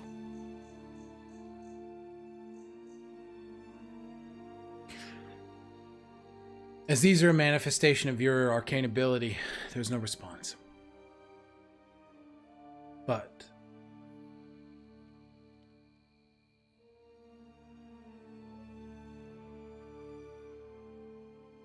we're not done. Just a whisper on the wind. Nothing more. Kind of looks to follow the voice that he doesn't see the source of. And then sits back down on his stimp. Hey. Jesus fucking Christ. Oh, God, that's incredible. Holy fucking Christ. All right. Thank you. Now's the time. Is there anything else? We're going to do one more big scene, which won't take too long. Anything else anybody wants to do here on this at this point? Button, please. We don't have to RP it. Actually, fuck. Yeah, we do. Yeah, we do. What the fuck? Well, I was gonna collect shit for making potions of healing, but I feel like there is something I'd like to do with everyone. Okay, so you have definitely grabbed things for potions of healing. Thank you. Jonathan and Duchess. Yes. Right, so you want to make sure to grab those. Those ones are going to create salves like the one that I've made. Thank You you, see a small little petal pointing. That one right there. And then you want to grab, and then you hear Cletus. Hey, grab some of the bark off that tree over there. And then that one you're going to be able to take the bark off, and you can use it as splints. Sometimes those are helpful. Jonathan. You're a genius. Well, first time I've heard that. You're a very good doctor. And then you hear Jonathan. Okay, yeah, so just make sure. Yeah, grab those things. Right there. Yep. Those can all perfect. Hell yeah. Hell yeah. And you've roll me a D8. Oh, which one of you is a D8? Okay. Wow, 8. You have enough to make 6 potions of healing and 2 potions of greater healing. Okay, sorry. And then we can move to the thing that you want to do with everybody. Okay. Wow, thank you. Does that work for what you were looking for? Yeah. Perfect. Yes. So they find a time when everyone is gathered in the Humble abode. like the living area of the humble abode. Thank you. Yes. Yeah. Including Kaylin, Bellin, and Jen. I'll say that you guys are just And finishing. Ty. We're teaching everybody how to play dice. You guys are. And we're making, You guys we're are making up wrapping rules as we go. You guys are wrapping up dinner, and Kaylin's like, I don't fucking understand how the dice work. You just throw them and pick them up It and throw them doesn't again? matter. It should Just matter. throw it. These games should have It rules. doesn't. They should have No. fucking rules. You make them as you go. Well done. I I won? believe the intent is not to have rules. Is that not Exactly. Jen No stands on the rule. table. Fucking anarchy. Dice. Oh. Freedom. Dice. Yeah. No, nice. Echinacea walks into the room as everybody is. Or walks back into the room. I imagine they were there before. They feel extreme guilt given the subject they want to broach. They're holding all of these ingredients and they're like, I should find a different time. Everyone's happy. No. This. Then Jen falls off the table, and we're like, "Oh no!" And Yeah, it's sad. Jen falls off the table and is like, oh, fucking A. The mood Jen! calms. No! You fell into lava! Not the lava. My tight little tushy's on fire. Oh no. Don't fucking look at me like that, Josh. No, I truly think they couldn't broach the subject in this mood, Oh, so never no. mind. Really and truly, I don't think they would. Okay, well, we can, if there's a different time. Because I would rather get this done before we take a week off. Sorry. No, don't apologize. That's fair. I'm sorry. No. I just want to make sure we Find get what we want in. Find a time when everyone is gathered. Okay. And, I have a very delicate question that Zio already has been asked, but it bears repeating again because it doesn't just concern me, it concerns Kaylin too and anyone else who can heal. I wish to know 2 things. And I want to provide you with some context. The act of curing wounds the way I've done in battle.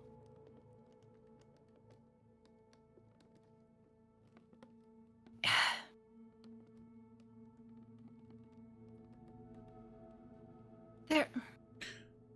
Kaylin will step to your side. This bit of understanding, I think, with where you're going with this. I wish to know who is comfortable having healing magic used on them, and who is comfortable being resuscitated. Me, yes, me. All the magic, all the time. Kaylin excitedly notes that. Okay, that's good. That's good. That's to the know. most Nivien answer. Yeah. I've ever I will say, you all see as both Jen and Bellin sort of Yeah, of course. I'm not looking to die anytime soon. Jen? Absolutely! I'm young. I'm 250. I've got plenty of time left to live. I understand. I'm only 400. What? They look toward the rest of the room. Okay. I am not certain where I exist on the spectrum of life and death. But I do not want to go back where I seem to go when I am not here. I do not want to go to there. Me don't want go there. Don't make me go. Don't make me go. Okay. Lazuli and Zio? Zuli's going to be like, I am capable of healing magic, and I would also like it to be used on me. And would you like to be resuscitated? I'm sorry I did it before without asking you. Oh, yes. Live long, prosper, whatever. A Trekkie. How fucking dare you? Lou's too She's good. good at everything. Lou. Lou's too good. She's a capitalist. She's a Trekkie. She's a Monroe stan. Sorry. Zio. Zio kind of like listens to everybody give their answers, and then he looks to Echinacea and gives her a quiet nod and just Them. them gives them a quiet nod and just says, as long as I am still myself. Oh, fuck, man. It wouldn't be resuscitation if you weren't. They look to Kaylin and Lazuli. I would also like to be resuscitated. Kaylin sort of pats you on the back. Noted. Wouldn't want to lose you. I am capable of minor healing magic also myself, I believe. Is this consensual across us all? Everybody Yes. sort of looks. Yes. Who knows? Perhaps my magic will bind you to the Shadowfell or something. I don't really know, but That was a little joke. Oh, don't look like that, Alec. No. Spend the diamond, sir. See what happens. I'm kidding. Great, I'll just not use healing. I'm kidding! Jesus Christ. Okay? With that, everybody has consented to being healed. I lost the word. And Conductor. everybody has consented to conductor and to being conducted if the time comes. With that, we will move to our last set piece. Unless there's anything else. Okay. Button, inspiration point, because that was an incredible thing to ask, and I love that. And then Zio, you get It's one important. too. I don't give a fuck. I mean, I do give a fuck. I thought you were going to fight me, so I preemptively said fuck you. Thank you. I am drowning in inspiration points. I can't get any more. I don't give a fuck. Take it, bitch. Take it. I don't give a fuck. So, sorry, you're not a bitch. I'm an asshole. It's okay. I'm a bitch. I'm a little bit of a... I'm a bitch.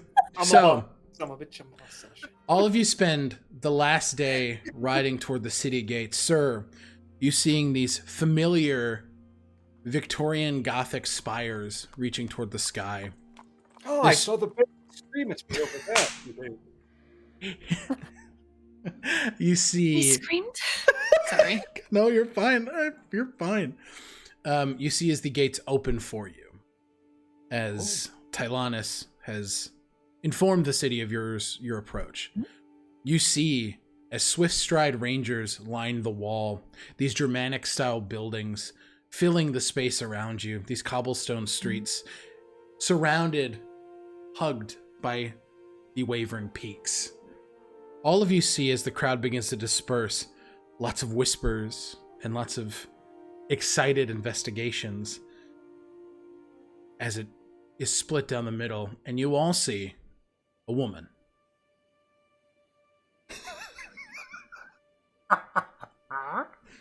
You see a woman in a long and elegant green dress, Get the fuck out of here, bot. I'm playing D&D.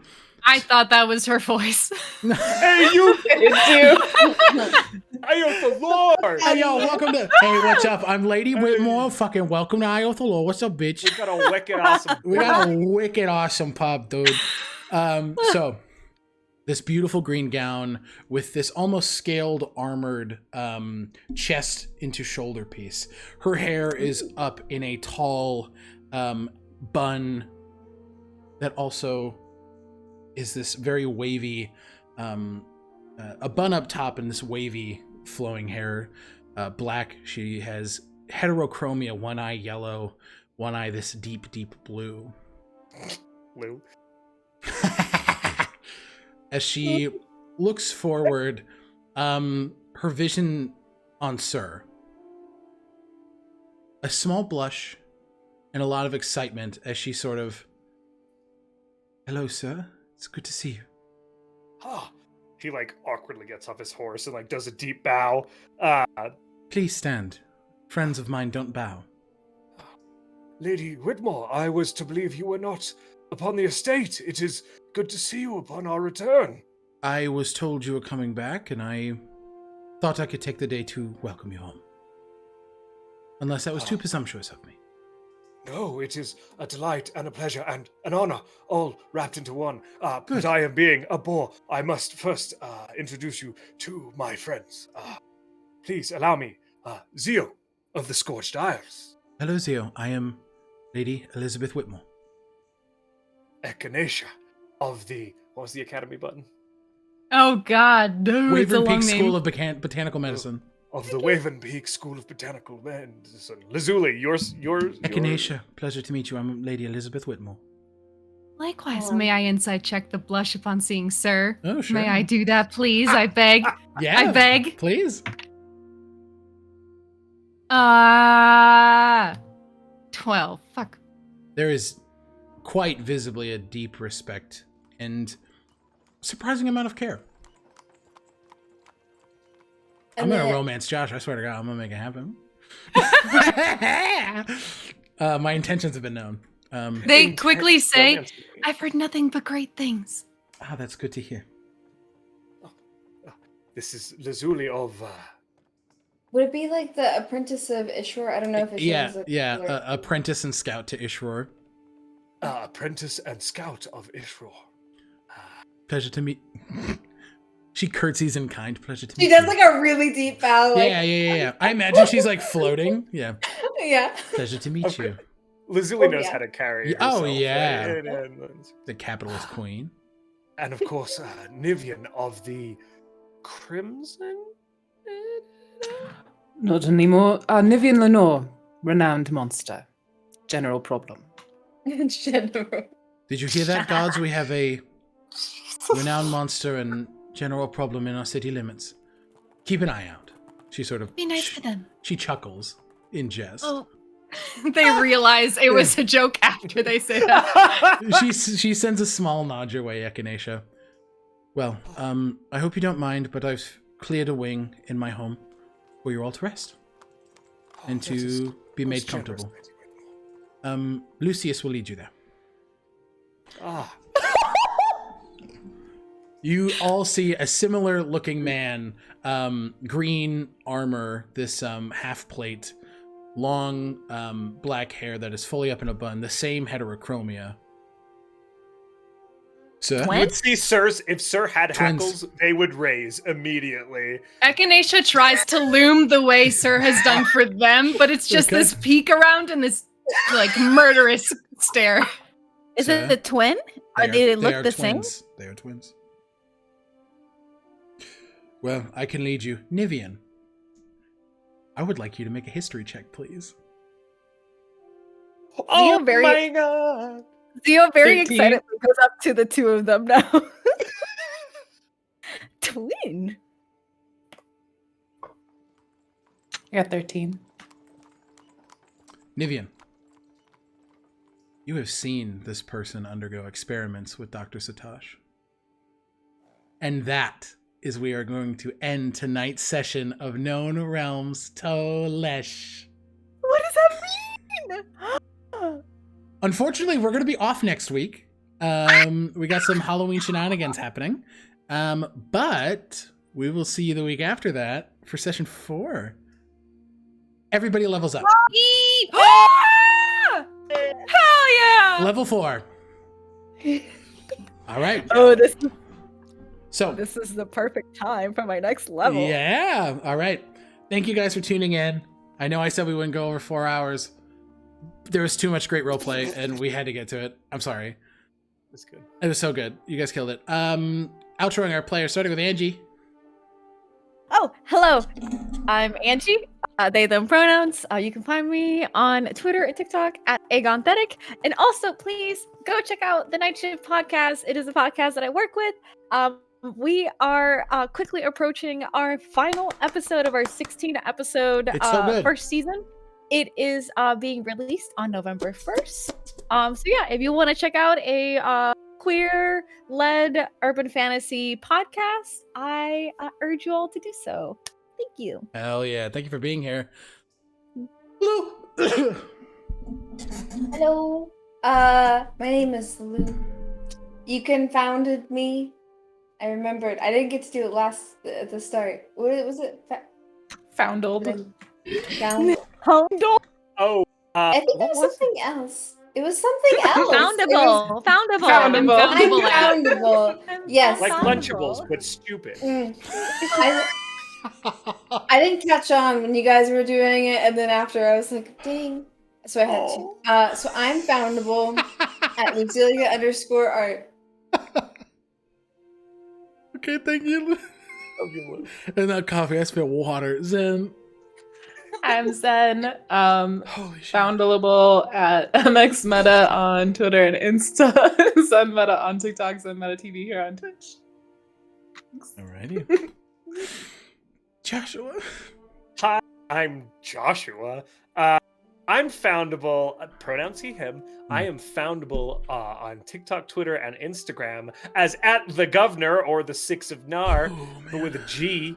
I'm also an innkeeper over on the Welcome Inn and play Brothos the Bull in Off the Rails. And I am one of the co-hosts of the Lore Dump podcast if you want to enjoy a bunch of cool homebrewing. We're filming season 4 right now. That's me. Button. Hello, my name is Button. My pronouns are they, them. I'm Bluebluebutton on social media. You can find me here Sundays in this campaign and in Unearthed Inheritance.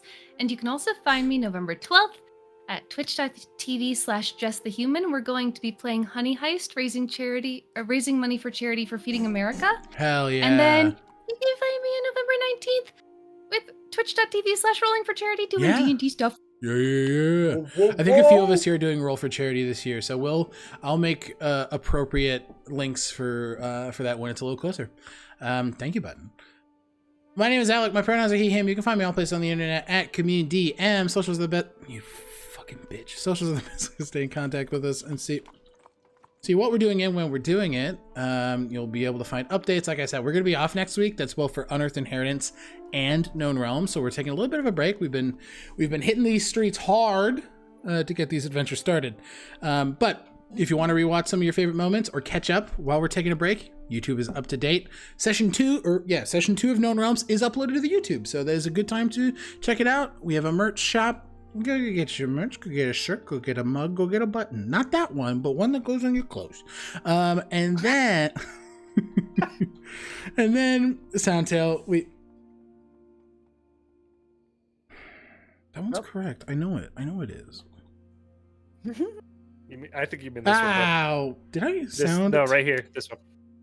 You bitch. Soundtail gives us all the sound and ambiance and incredible vibes that we take into these sessions. So please go check out Soundtail, and we implore you to use them in your games. They're a lot of fun. But with that, we will see this party at level 4 in 2 weeks. So yeah, we'll see you guys in the next adventure. Bye. Bye. Bless you, Josh.